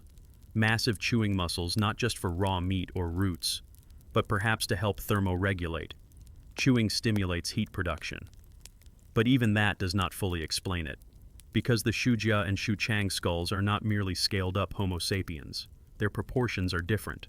The faces are flatter, wider, the brain case is elongated, the brow ridges pronounced not like Neanderthals, who show a characteristic arch, but squared, shelf-like, as if someone sculpted them with a ruler rather than a compass. It suggests that this was not just cold adaptation. Something else was at play. Perhaps it was dietary. The northern plains were rich in megafauna during the Pleistocene, wild horses, woolly rhinos, deer, and steppe bison. Processing that diet meant heavy chewing, often of frozen meat, sinew, and raw marrow. The robust mandibles seen in Harbin and his cousins match this, a skull designed to support massive chewing forces over a lifetime. There is another theory, less glamorous but compelling: path dependency. If an ancestral population evolved larger bodies for cold adaptation, and larger skulls as a side effect, then larger brain size follows, even if it is not under direct selection for intelligence. The brain grows to fill the space available, not because it needs to be larger, but because evolution often builds with what is already there. It is a form of evolutionary inertia. The brain, like any organ, does not evolve in isolation. Skull shape, jaw mechanics, thermoregulation, all interact. The result is not always optimal. It is simply workable, survivable. But even this might not tell the full story. There is something else lurking in the fossil record, a pattern that stretches beyond Harbin, Shujia, and Shuchang, a pattern seen in the Dali skull, in the Xiahe mandible on the Tibetan plateau, in Denisova cave, a pattern of robust, large-bodied, big-brained humans spread across northern and central Asia from around 300,000 to 100,000 years ago. Was this a single population, a lineage, or simply a repeated solution to similar problems? We do not yet know. But the scale of it forces us to confront something profound. For a very long time, the dominant humans of northern Asia were not Homo sapiens, not even Neanderthals. They were this, a lineage, or perhaps a braided stream of lineages that produced skulls like Harbin, bodies perhaps tipping 100 kilograms, heights approaching 1.8 meters, faces broad and flat, set beneath brain cases that would shame most of us today. And then, they were gone. Why? That question waits for another chapter. But for now, what Harbin and his cousins teach us is that there are many ways to be human, that the shape of a skull, or the size of a brain, is not destiny. It is a map of challenges met, of winters endured, of calories hunted, gathered, and burned, a map of lives lived under a sky very much like ours, but in a world that no longer exists. Does brain size mean intelligence? Perhaps a little, but mostly, it means survival, in a place where fire was never quite enough, where the wind carved the bones as surely as time, where being human meant being big. It is an old story, one so old, in fact, that every culture seems to remember it in some shape or form, the story of giants, of humans so large, so strange, so physically overwhelming, that their bones became the stuff of legend. But what happens when the bones are real? When you stand before the skull from Harbin, or look at the cranial reconstructions from Shujia and Shuchang, the idea of giants starts to feel less mythical, not supernatural, not fantastical, but very real in the humble, stubborn way that bones are real. Massive brow ridges, enormous jawbones, cranial capacities reaching 1,800 cubic centimeters, not fairy tales, fossils. And yet, across history, discoveries like this have repeatedly slipped out of the hands of science and into the waiting arms of myth. The idea that there was once a race of giants walking the earth is not new. It stretches back thousands of years. The Bible speaks of the Nephilim. Norse sagas whisper of the Jotnar. Greek legends tell of the Titanomachy, a war between gods and giants. Even the folklore of China, where the Harbin skull was eventually found, contains echoes of immense beings, sometimes called the Kui, or earth giants, beings tied to mountains and rivers. Is it coincidence or memory? Paleoanthropology offers one answer, and it begins with an observation both obvious and profound. The Pleistocene was a world of big things. Megafauna dominated every continent not yet touched by modern Homo sapiens. Mammoths, mastodons, woolly rhinoceroses, cave bears, giant ground sloths. And in this world of giants, some humans were giants too. But giants in the biological sense, not in the supernatural one. Take the Harbin man, a skull so large that it would sit uncomfortably both literally and metaphorically next to the average human today. A man likely pushing 100 kilograms in body mass, perhaps 1.8 meters tall or more. A wide, flat face framed by a brain case larger than almost anyone walking the earth now.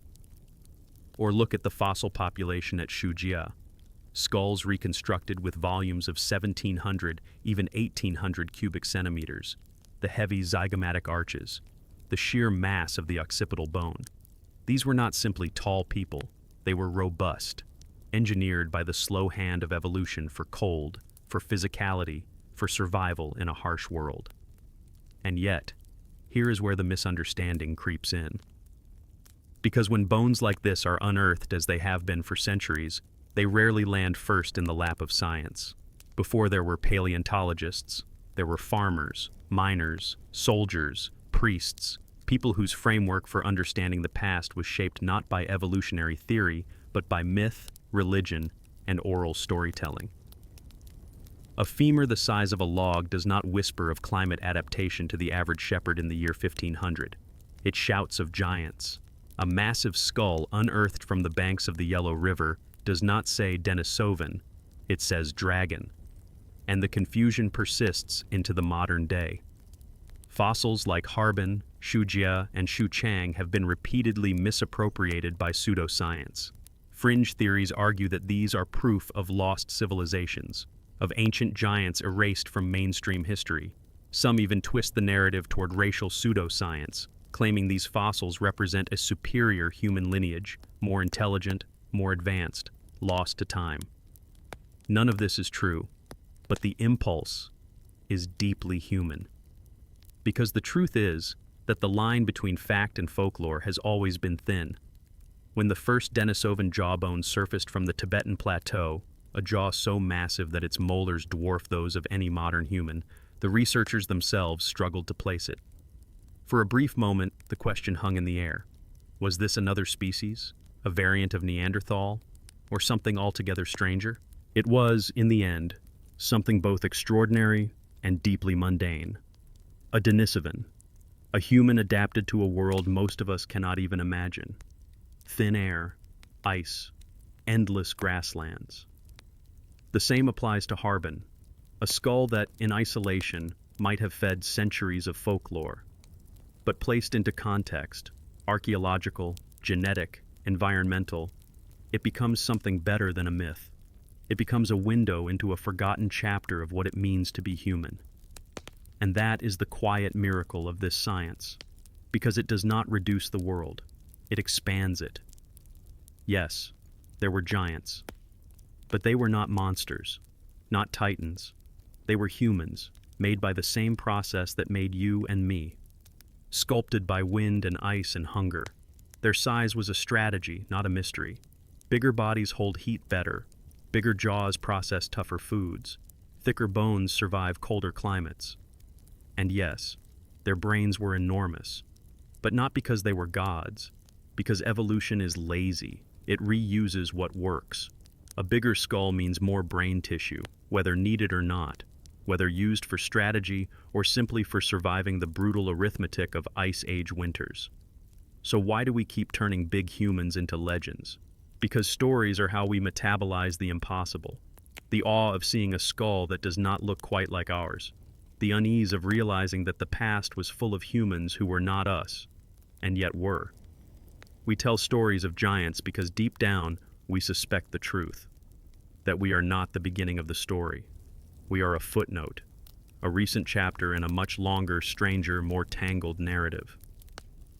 And the Harbin skull, dragged from a well after 90 years in the dark, is a reminder of just how much of that story we have forgotten.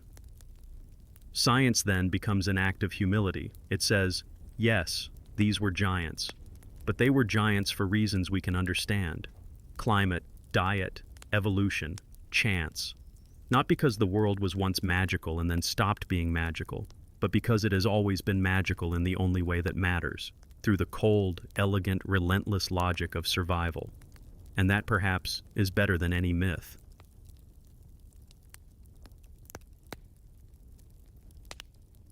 To imagine the world of Dragon Man, you first have to let go of everything you think you know about landscapes, about climates, and about what it meant to be human.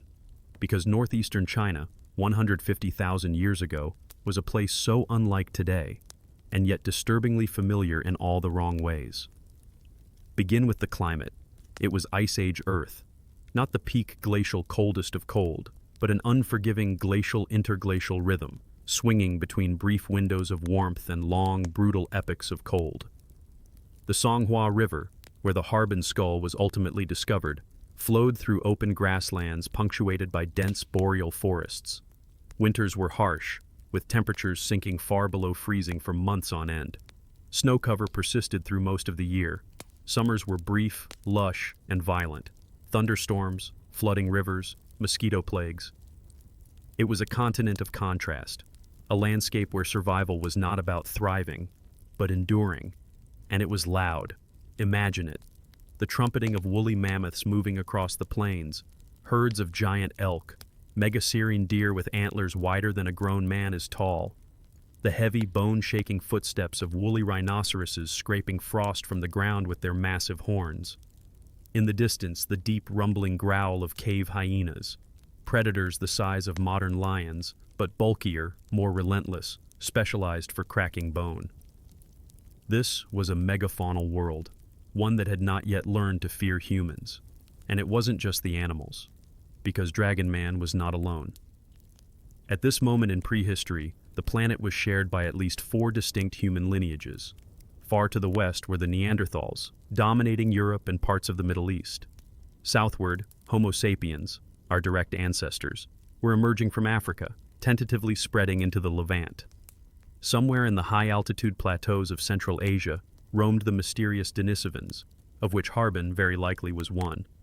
And scattered throughout pockets of Southeast Asia, relic populations like Homo floresiensis, the so-called hobbits, persisted on isolated islands. It was a crowded world, a world of cousins. And yet, in this corner of northern China, Dragon Man's kin may have been alone in their immediate landscape, the dominant humans of their biome. But being dominant didn't mean being comfortable.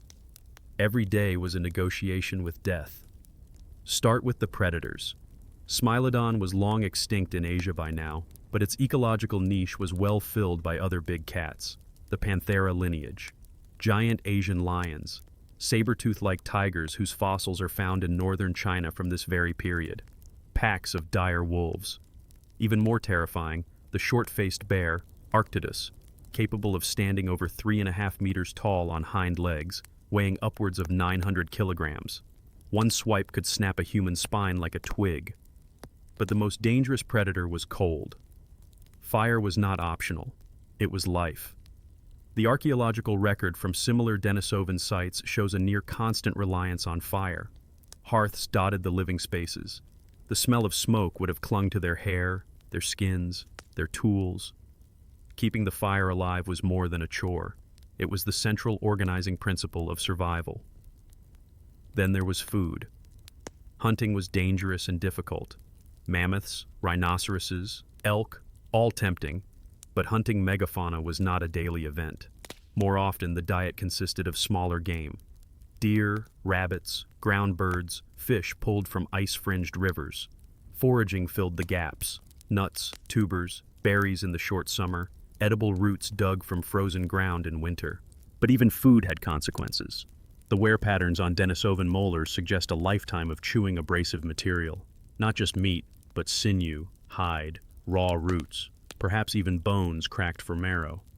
The Harbin skull's thick jaws were not ornamental. They were the machinery of survival. And then, there were the tools. This was not a world of fine craftsmanship. The Middle Pleistocene toolkits were pragmatic, simple, and robust. Heavy-duty hand axes, scrapers made from locally sourced quartzite or chert, blades chipped hastily from river cobbles. A functional technology, not elegant, but effective.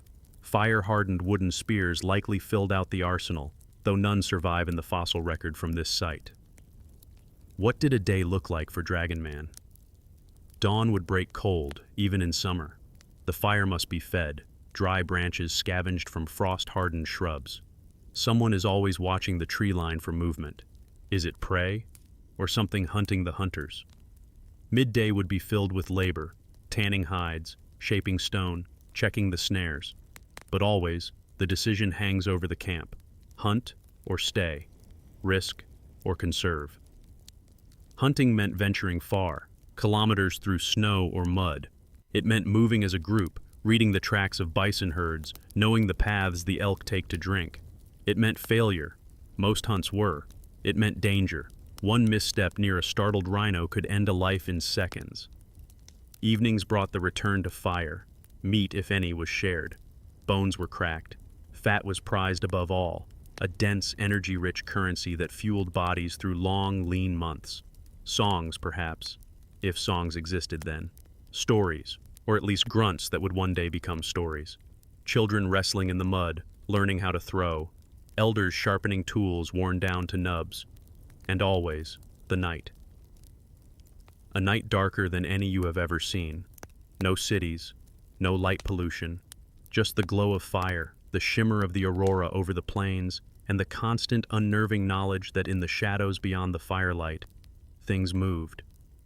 Could you survive this world? Maybe, maybe not. Modern humans are adaptable, yes, but we are also fragile. Take away electricity, agriculture, antibiotics, and you quickly realize that what we call civilization is a thin, trembling crust over the much older foundation of survival that Dragon Man knew intimately. His world was brutal, beautiful, alive in ways ours is forgotten. And for hundreds of thousands of years, it was home. But even food had consequences. The wear patterns on Denisovan molars suggest a lifetime of chewing abrasive material. Not just meat, but sinew, hide, raw roots, perhaps even bones cracked for marrow.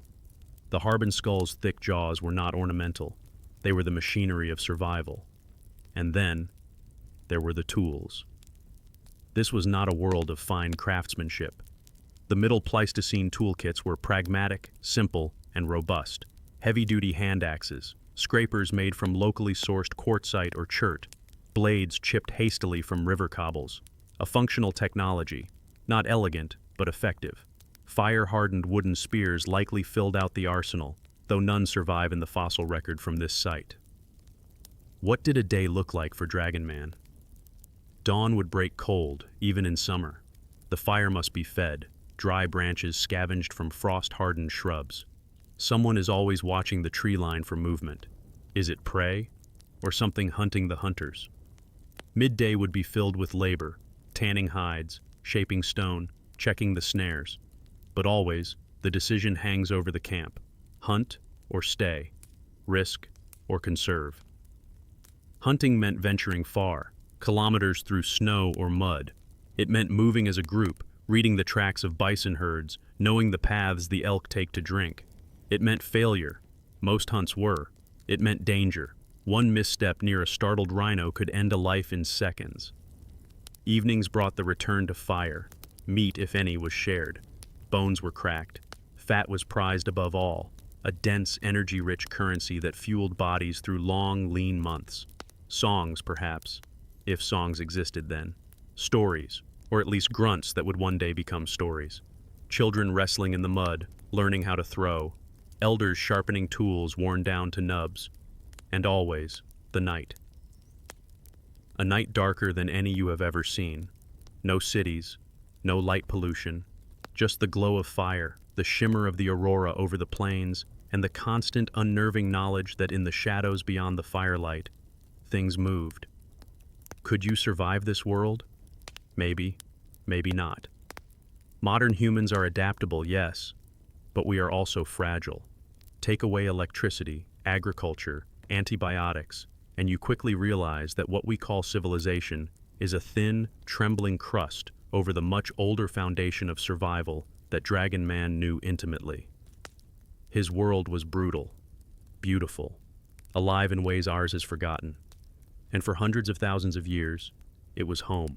Encounters between groups may have ended in trade, in knowledge shared around fire, or they may have ended with broken skulls, spears in the rib cage, a warning painted in blood across the snow. We simply do not know. The archaeology whispers both possibilities. There is one more wrinkle in the story. Genetic models suggest that Denisovans were not a single, unified group. They were a patchwork of subpopulations, some closely related to the Denisovans of Siberia, others more distinct, perhaps representing ancient divergences dating back hundreds of thousands of years. The Harbin skull may represent one such lineage, a northern branch, isolated by glaciers and mountains, a people whose bodies grew larger, whose skulls grew thicker, whose faces adapted to cold wind and relentless winters. But were they alone? Almost certainly not. Because across the Yellow River were the Dali people, somewhere beyond the forests, perhaps Maba's kin. And beyond the horizon, Homo sapiens were coming, not yet in force, but soon. This was a world on the cusp, a world where species lines blurred, where isolation was always temporary, where prehistory was crowded in ways modern humans have mostly forgotten. Could you have told them apart? A Denisovan standing next to a Neanderthal next to an early Homo sapiens. The differences were real, measurable in bones, in genes, but subtle to the eye. Robust jaws here, thinner brow ridges there, skin perhaps darker or lighter depending on region, nose shapes adapted to humidity or cold, but the same hands, the same eyes, the same calloused feet walking over ice and mud. And somewhere in that picture, the Harbin man, not a relic, not an anomaly, but a participant in this vast, tangled drama of cousins, a member of a family whose branches had not yet been pruned by extinction. In his time, the world was still wide open, the future unwritten. What did they think of each other, these humans? Did they have words for stranger, for enemy, for friend? Did they see each other as different, or simply as others? Did they ever wonder, as we do now, how crowded the future might one day become? If you stood on the icy plains of northeastern Asia 90,000 years ago, you would not have known it was ending. Not yet. To the eyes of those alive then, the giant-browed humans we now call Denisovans, nothing seemed unusual. The mammoths still roamed, the snow still fell, the fires still burned. But something was changing. The fossil record does not offer clean answers. It does not whisper endings the way it whispers beginnings. There is no fossil labeled the last Denisovan, no single grave, no moment when they looked up at the sky and realized the story was closing. Instead, what we see is the slow unraveling of presence, a ghosting from the landscape of deep time. One by one, the signs fade. But why? Why did a population that spanned from Siberia to southern China, a lineage so successful it survived over 300,000 years, vanish? Why them, and not others? Let us begin with the climate. The period between 100,000 and 50,000 years ago was one of escalating instability. Glacial cycles intensified. The world swung between brief, deceptive bursts of warmth and crushing, long winters that swallowed entire landscapes in ice. The Mammoth Steppe, that vast belt of rich grasslands stretching from France to Alaska, began to contract. Forests advanced and retreated like breathing lungs. Rivers shifted. Game patterns broke. For populations like the Denisovans, heavily adapted to northern latitudes, these were existential threats. They had survived cold before, but not this kind of chaos. Not this quickly. Their large bodies, their wide faces, their enormous lungs, all perfectly tuned for high altitudes and freezing plains, now became liabilities in warmer, wetter interglacial corridors. But it was not just the climate. It was the neighbors. By 60,000 years ago, Homo sapiens, us, were on the move. No longer confined to Africa, our ancestors had reached the Arabian Peninsula, then India, then Southeast Asia, then Australia. A pulse of expansion, moving faster and farther than any hominin before, equipped with finer tools, projectiles, art, language, and something else, the capacity for rapid, flexible adaptation. Where Denisovans specialized, Homo sapiens generalized. Where Denisovans mastered their own ecological niche, Homo sapiens invented new ones. It was not an invasion in the way modern minds picture. There were no armies, no front lines. Instead, it was a slow, steady seepage, river valley by river valley, coastline by coastline, a creeping tide of new humans whose arrival meant subtle, devastating competition for every scarce thing the Denisovans needed. And then, there was sex. The genetic record is clear. Denisovans did not simply vanish. They interbred, frequently and deeply, with Homo sapiens and with Neanderthals. Their genes still live on. Today, billions of people across Asia, Oceania, and the Americas carry Denisovan fragments in their DNA. In Papua New Guinea, it amounts to nearly 5% of the genome. Even in parts of East Asia, small echoes remain, silent passengers in the double helix of modern humans. Did the Denisovans go extinct, or were they absorbed? It depends on how you define existence. A population can disappear as a culture, as a language, as a body type, as a way of being in the world, but their biological essence can persist, braided invisibly into the future, a whisper in the bloodstreams of descendants who no longer remember the shape of the face it came from. Yet even with hybridization, the archaeology is clear. Something was lost. By 40,000 years ago, there are no more Denisovan fossils, no more tools left by their hands, no more teeth dropped in the caves of Siberia. They are gone, from the earth, if not from the genome. But there is one more suspect in this crime of deep time, one that is quieter, but no less lethal. Isolation. The Denisovans were a fragmented people. Genetic studies reveal that even when they flourished, their populations were divided. Highland Denisovans in Tibet, lowland Denisovans in northern China, ocean-bordering Denisovans near Taiwan. Small, scattered bands separated by thousands of kilometers of unforgiving terrain. In biology, this is called the effective population size. It is not how many individuals are alive. It is how many are breeding, regularly mixing, keeping the gene pool healthy. When groups become isolated, diversity collapses. Inbreeding rises. Genetic load accumulates. Harmful mutations that would otherwise be purged now slip through. A harsh winter here. A failed hunting season there. A flood. A disease. It does not take an apocalypse to erase a species. Just math. The end, when it came, was probably not dramatic. No war, no singular catastrophe, just emptier campsites, fewer fires, the silence of unreturned footprints in snow. A child dies, and there is no sibling to follow. A hunting party vanishes, and no one remembers where. It ends, as most things end, quietly, and yet, not entirely. The Denisovans persist, not as they were, but as a ghost species, folded into us. Their genes shape how some modern humans adapt to high altitudes. They whisper in immune systems tuned to ancient viruses. They exist in your blood if you are from East Asia, or Polynesia, or the first peoples of the Americas. And their skull, the Harbin skull, now rests not in a forgotten well, but in a museum, studied, measured, argued over. Their face, once invisible to science, is now ours to remember. The last Denisovan did not know they were the last. And perhaps, neither will we. It is one of the strangest mysteries in the study of ancient DNA, a question that should not exist, and yet refuses to go away. If the Denisovans lived here, in East Asia, for hundreds of thousands of years, why do East Asians carry almost none of their DNA?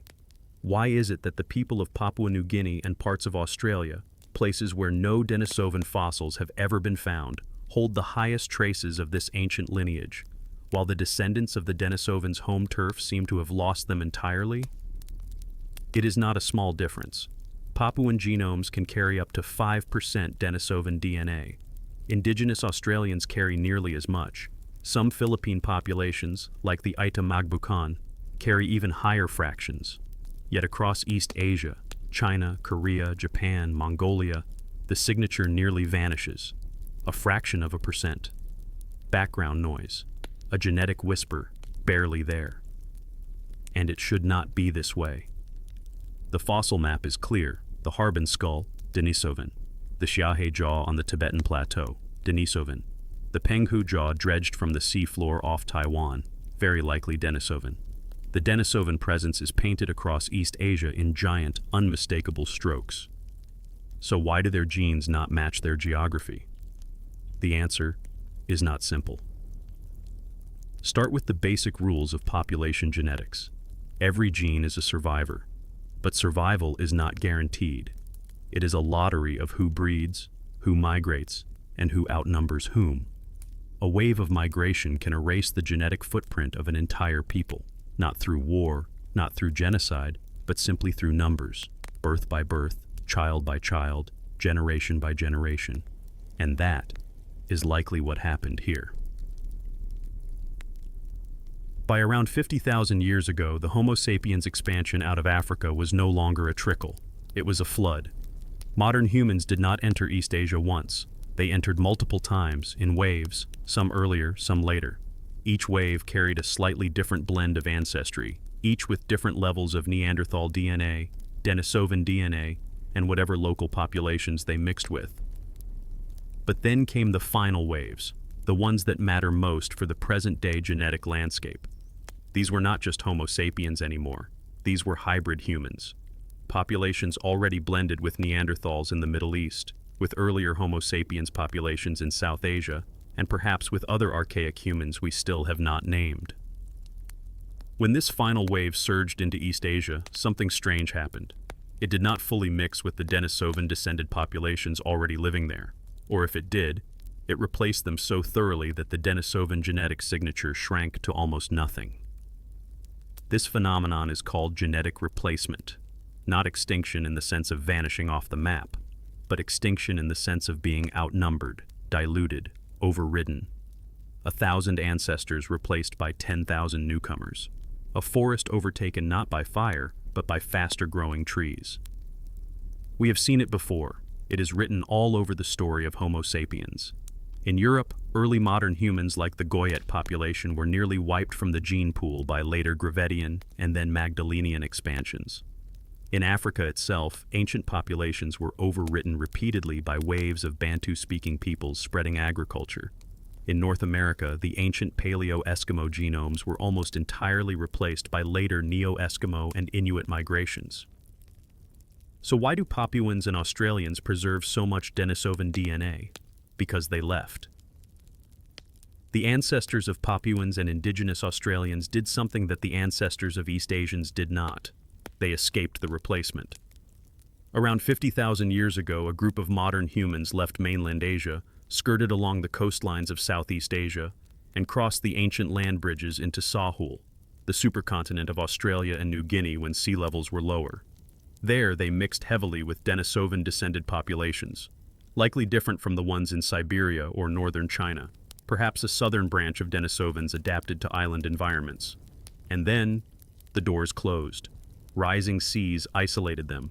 Later waves of Homo sapiens never reached them in numbers large enough to overwrite their genetic signature. In contrast, East Asia remained open, wide open, to wave after wave after wave of migration. Each wave carried fewer Denisovan genes than the last. Some perhaps carried none. It is not just theory. The genetics tell the story. Studies show that the tiny Denisovan signal in East Asians is not the same as the one in Papuans. They come from different branches, evidence of at least 2, possibly 3, distinct Denisovan populations that Homo sapiens encountered. One in northern Asia, one in the tropics, maybe one further east still, perhaps even touching the Americas. But in the north, in China, in Korea, in Mongolia, the story is one of erasure. We do not know the names of the populations who did it. Their bones are still waiting. Their languages are long dead.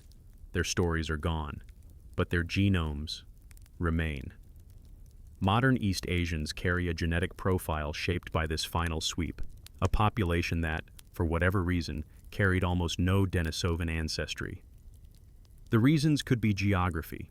The Denisovans were adapted to cold, to highlands, to specific niches that disappeared as climates shifted. It could be culture, differences in technology, language, or cooperation that allowed one group to outcompete another. Or it could simply be the brutal arithmetic of numbers. More babies, more tribes, more mouths eating the same game. And there is one more possibility, a possibility scientists whisper but do not yet know how to prove. That Denisovan-descended populations in East Asia did not simply vanish into Homo sapiens, that instead, some were absorbed into the final wave of Neanderthal hybrids that came from the West, that the Homo sapiens who swept through East Asia carried not only the blood of Neanderthals, but of earlier Denisovan Neanderthal hybrids, a mixing far older than anyone suspected. It is a theory still debated. The genetics hint at it. Some East Asian genomes carry odd fragments, pieces that look Denisovan, but do not match the Denisovan DNA from Siberia or from Papuan ancestry. Ghost lineages, remnants of populations never found, never named. Perhaps the Denisovan story in East Asia is not a story of extinction. Perhaps it is a story of fusion, of the ghosts of Denisovans, Neanderthals, and Homo sapiens all blurring together into the modern faces walking the streets of Beijing, Seoul, Tokyo, and beyond. The Harbin skull is gone from the gene pool, but not all of him. Not entirely.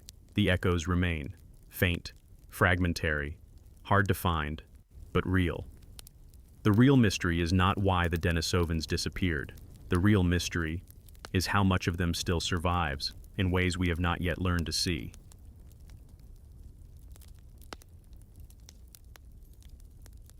Science has a funny way of humbling itself.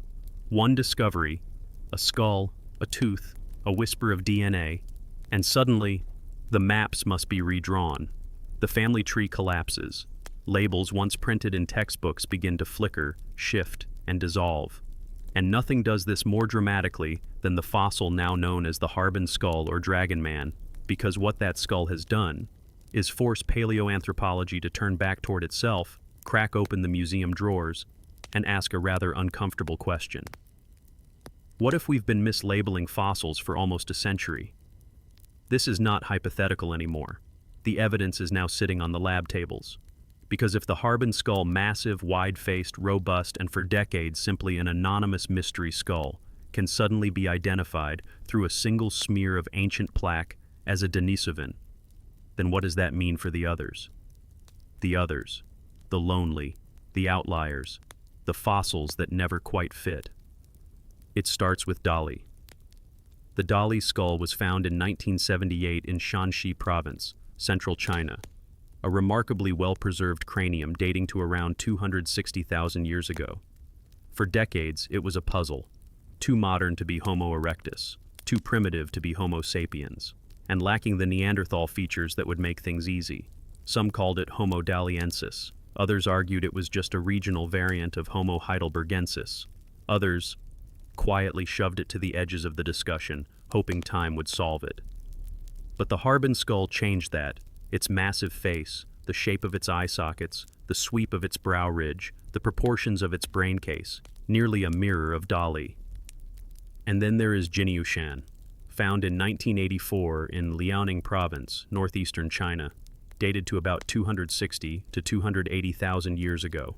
A skull with a brain capacity nearly as large as modern humans, 1,350 cubic centimeters, with an enormous face, thick brow ridges, and no easy label. Was it archaic Homo sapiens, a late Homo erectus, or something else entirely? Suddenly, that something else is not so vague. The comparisons to Harbin are immediate. The cheekbones, the midface, the way the skull vault flattens at the top, all features now recognizable as Denisovan signatures, or at least highly suspect. And then there is Hexion, found in 1972 in Anhui province, smaller, stranger, sometimes lumped with Homo erectus, sometimes treated as an evolutionary leftover. But its strange mosaic of traits, primitive in some ways, surprisingly derived in others, now raises an inevitable question. Were these people Denisovans too? This is not just armchair speculation anymore. As of the year 2025, teams in Beijing, in Copenhagen, in Leipzig, and across the world are reopening the analyses, dusting off jawbones, rescanning teeth, scraping off ancient plaque in the hope that the miracle of the Harbin skull, DNA and proteins preserved in the calculus, might repeat itself. Because here is the dirty secret of paleoanthropology. Most fossils have no DNA. It is not anyone's fault. The conditions for DNA preservation are rare. Permafrost, deep caves, desiccated deserts, and East Asia is none of those. Warm, wet, erosive. In East Asia, DNA dies quickly, and for decades, that meant the Denisovans were ghost humans, a genome without a skeleton, a pinky bone without a face. Until now. The Harbin skull cracked the door open, and what it revealed is forcing every researcher to go back, not just to the fossils in East Asia, but to the entire global fossil record, asking, have we underestimated how widespread the Denisovans really were? Because if Dali and Jinyushan are Denisovans or even just cousins, that means the Denisovans were not some small, isolated mountain tribe tucked into Siberia. They were the dominant hominin of East Asia for hundreds of thousands of years. It also means that the story we've been telling about Homo sapiens entering East Asia 50,000 years ago, finding the land empty except for a few scattered groups, is fiction. The land was not empty. It was full. full of robust, big-brained humans who had survived ice ages, megafauna, climate collapse, and competition from other archaic species for 500,000 years. There are even more outliers waiting for reassessment. Take Maba Man, found in 1958 near Guangzhou in southern China, a partial skullcap with Neanderthal-like features but also similarities to Dali and Harbin. For years it was dismissed as an anomaly. Now, not so much.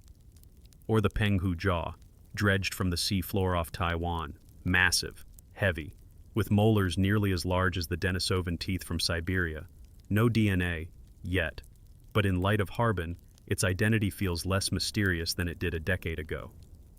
There is also Shujiayao, a site with multiple fragmentary skulls from northern China, dated between 120,000 and 180,000 years ago. Huge cranial capacities, some over 1,700 cubic centimeters, faces robust beyond Neanderthal standards, and again, no clean fit. Were they Homo sapiens, Homo erectus, or something else? The pattern is impossible to ignore.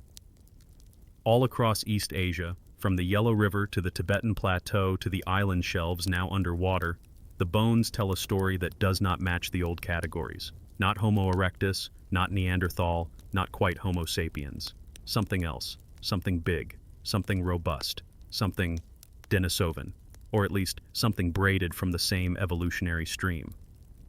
This is where the limits of language start to break. Are we talking about Denisovans in the strict sense, the exact lineage whose DNA was sequenced from Denisova cave? Or are we looking at a wider family, a population network that included multiple subgroups, multiple hybrids, overlapping lineages that defy the word species entirely? The scientists do not agree. Some argue for expanding the label Homo longi to encompass Harbin, Dali, Jinyushan, and perhaps more. Others reject the entire idea of naming them as a species, preferring the simple, messy truth that these were humans, just other humans, a little different, a little more robust, a little less lucky in the genetic lottery of survival. Because what the Harbin skull teaches us is not just that the past is messier than we thought, it teaches us that the past is still here, still waiting, still hidden in museum drawers, mislabeled as archaic Homo sapiens, or late Homo erectus, or morphological outlier. It is a reminder that for all our scientific tools, our lasers, our isotopes, our gene sequencers, we are still creatures of the present, trying to make sense of the echoes left by the dead. And sometimes, we get it wrong. But sometimes, every now and then, a skull emerges from a well after 90 years. A scientist scrapes a little plaque from a tooth, and suddenly, the entire story changes. Fossils may be ancient, but the stories we tell about them are entirely modern, and it turns out that paleoanthropology, the noble quest to piece together the human story, is just as human as the bones it studies. This part of the story is not about the fossils themselves, it is about us. Because the truth is, fossils do not speak, teeth do not whisper, skulls do not carry labels when they are pulled from riverbeds or scraped from cave floors. No, the narratives, the family trees, the timelines, the species names, those are all inventions, human inventions, built not just from data, but from opinion, from argument, from culture, from bias, and yes, from ego. It is one of the dirty secrets of science that the past is not neutral. It never was. If you were to walk into the paleoanthropology archives, the papers, the journals, the field notes, you would not just find diagrams and measurements. You would find rivalries, centuries of them, battles over who gets to name a species, who gets credit for a discovery, who gets funded next year.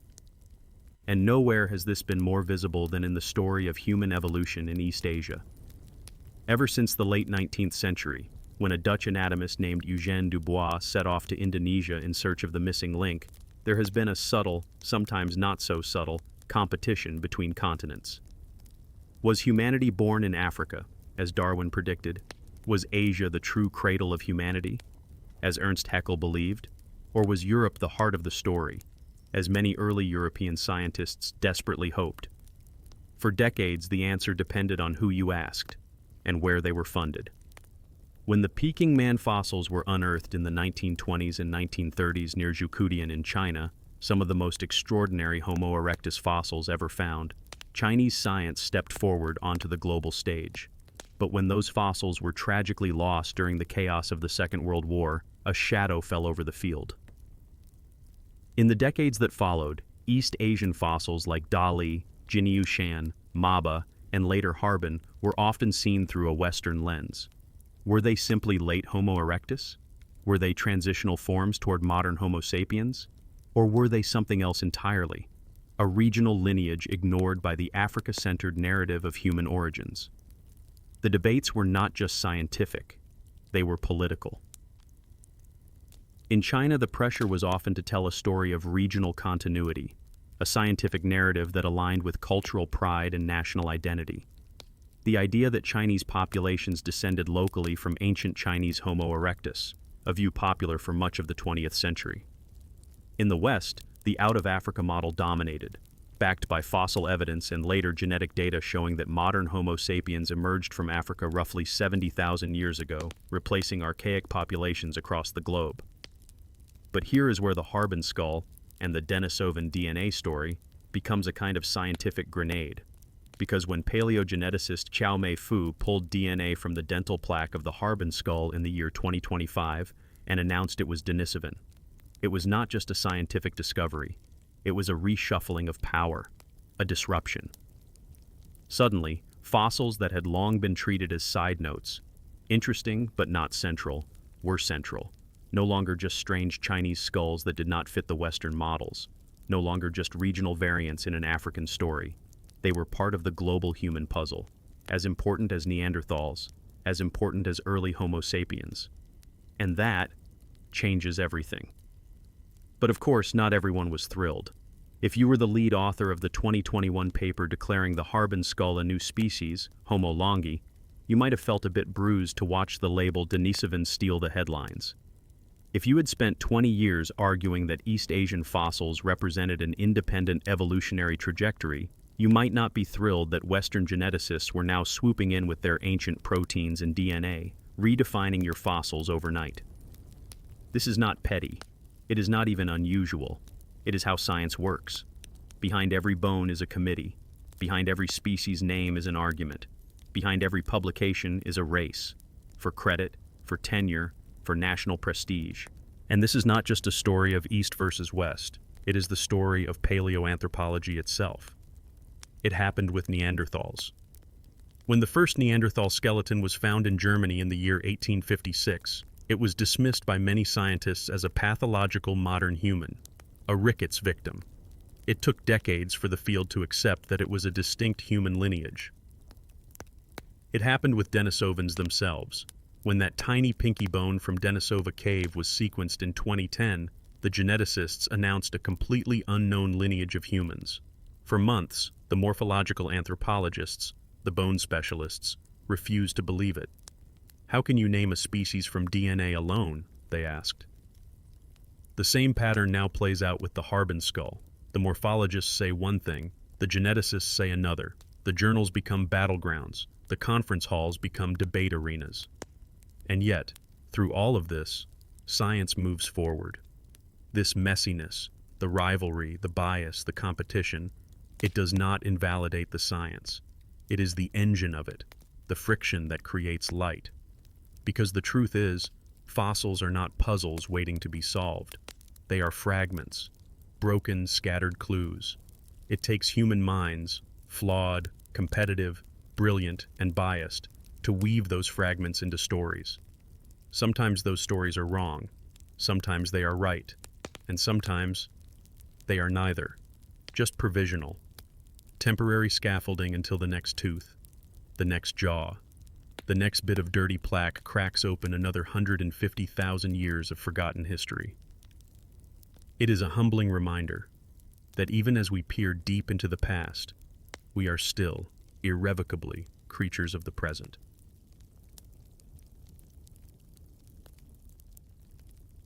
For a very long time, the Denisovans were not people. Not really.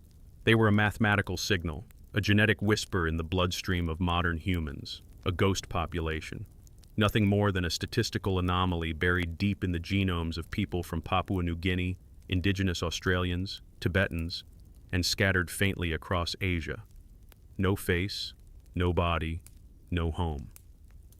For 15 years, that is all they were. A broken pinky bone, a fragment of jaw, some scattered teeth. Enough DNA to know they were real, but not enough to imagine them, not fully. And then, the Harbin skull came out of the well. This single cranium, wide, massive, heavy, a face broad and flat yet eerily modern, did something that no genome could. It turned a ghost into a person. It is hard to overstate how rare that is in the story of science. Usually it works the other way around. Usually we find the bones first. Then, centuries later maybe, we scrape out some DNA. But with the Denisovans, it flipped. For more than a decade, we knew the genome before we knew the face. We knew what they had given us. Snippets of DNA that helped modern Tibetans survive thin air. Fragments that shaped the immune systems of Oceania. Echoes that still whisper in the blood of millions alive today. But who were they? What were they? Until Harbin, that question had no answer. And then suddenly, there it was. A skull big enough to rival or even exceed most modern humans. A brain case over 1,400 cubic centimeters. Thick, heavy brow ridges.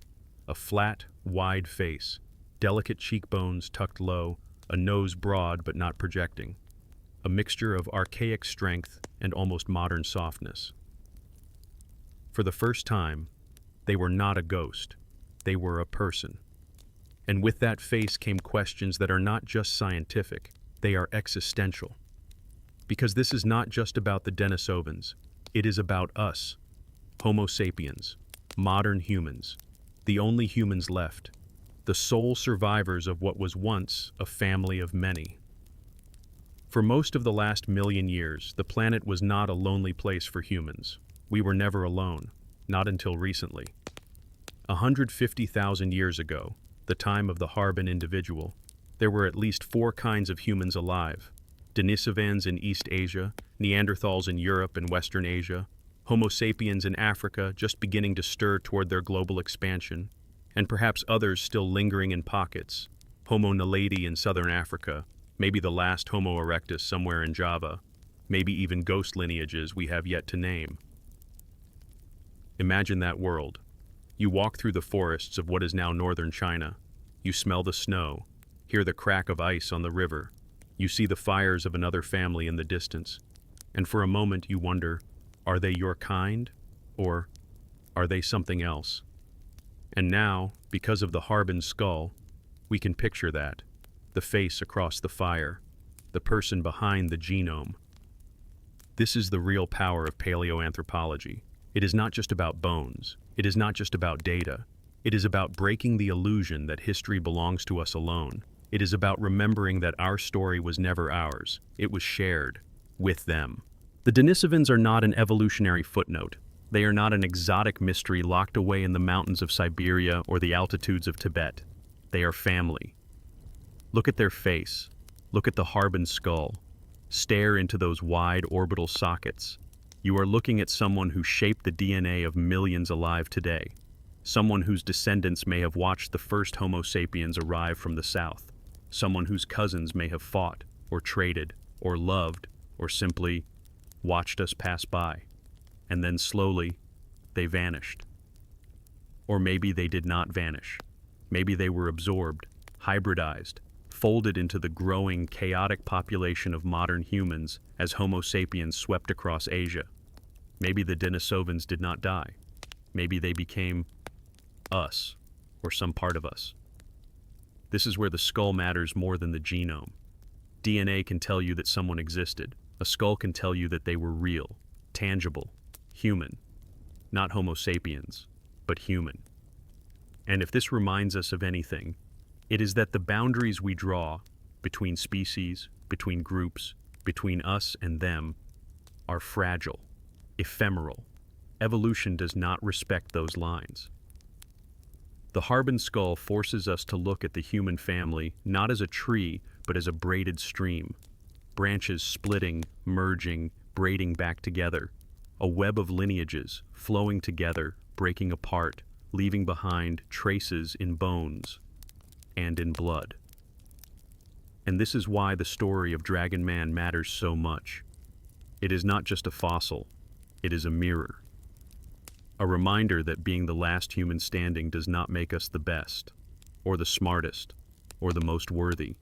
It just means we were the luckiest, the most adaptable, the most ruthless, or maybe just the most accident-prone survivors of a chaotic evolutionary lottery. Look into the Harbin skull, and you are looking into a version of humanity that did not survive. A version that was just as smart, just as strong, maybe stronger, just as adaptable in their own way. And yet here we are. And they are gone. Except, of course, not entirely gone. A fragment of their DNA lives in you if you are from Papua. A little echo of them flows in the blood of Australia's First Nations. A tiny whisper lingers in the genes of the Sherpa who breathe thin air in the Himalayas. And if the Harbin skull teaches us anything, it is that the past never truly disappears. It hides. In wells, in teeth, in bones, in the cracks of riverbeds, and in the unseen corners of our own cells. Until, one day, it does not. One day a man reaches into a well in Harbin, pulls out a skull, and a ghost gets a face. There is something strange about the past. No matter how much of it we uncover, it never stays still. The deeper you dig, the bigger it gets. The further back you look, the more forward it seems to pull you. History, especially the deep, prehistoric kind, is not a line. It is not even a story with a beginning, middle, and end. It is a spiral, a loop. Every answer turns into a question. Every discovery opens a door that was supposed to be closed. This is what the Harbin skull reminds us. For 90 years it was hidden, out of sight, down a well, forgotten by science, but not by time.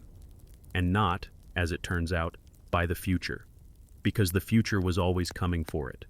And when it finally surfaced, when the hands of a family, honoring the whispered secrets of an ancestor, lifted it from the dark, it didn't just rewrite one chapter of human evolution. It reminded us that the book was never finished, and it never will be. 15 years ago, the Denisovans were not even real, not in any tangible sense. They were an algorithm, a faint signature in mitochondrial DNA, a mathematical gap in the genomes of living people, a whisper, a ghost. And now, here we are, staring at their face, tracing the curve of their brow, measuring the vault of a skull that once held thoughts, memories, fears, desires. And still the story isn't done. Because if the Denisovans were a whisper until recently, what else is still whispering? What still lies hidden?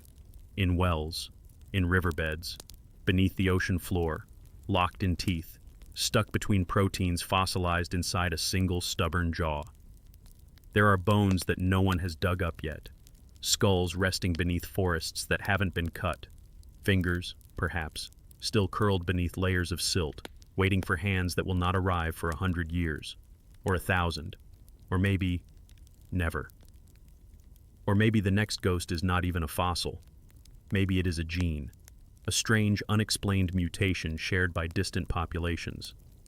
A puzzle piece lodged in the DNA of people alive right now, a clue pointing back to someone or something that left no trace behind but themselves in us. This is the humbling truth of paleoanthropology. The further you look into the past, the less alone you feel. Because the past is crowded, it always has been. We were never alone on this planet, not until recently.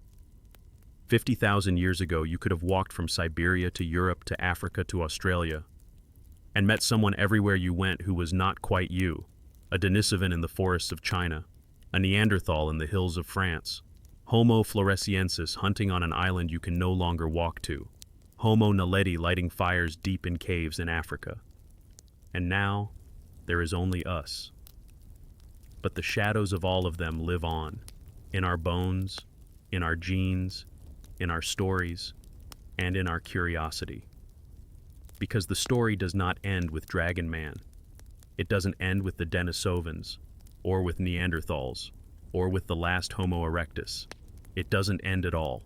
It just keeps folding forward, as long as there are humans curious enough to ask what came before them.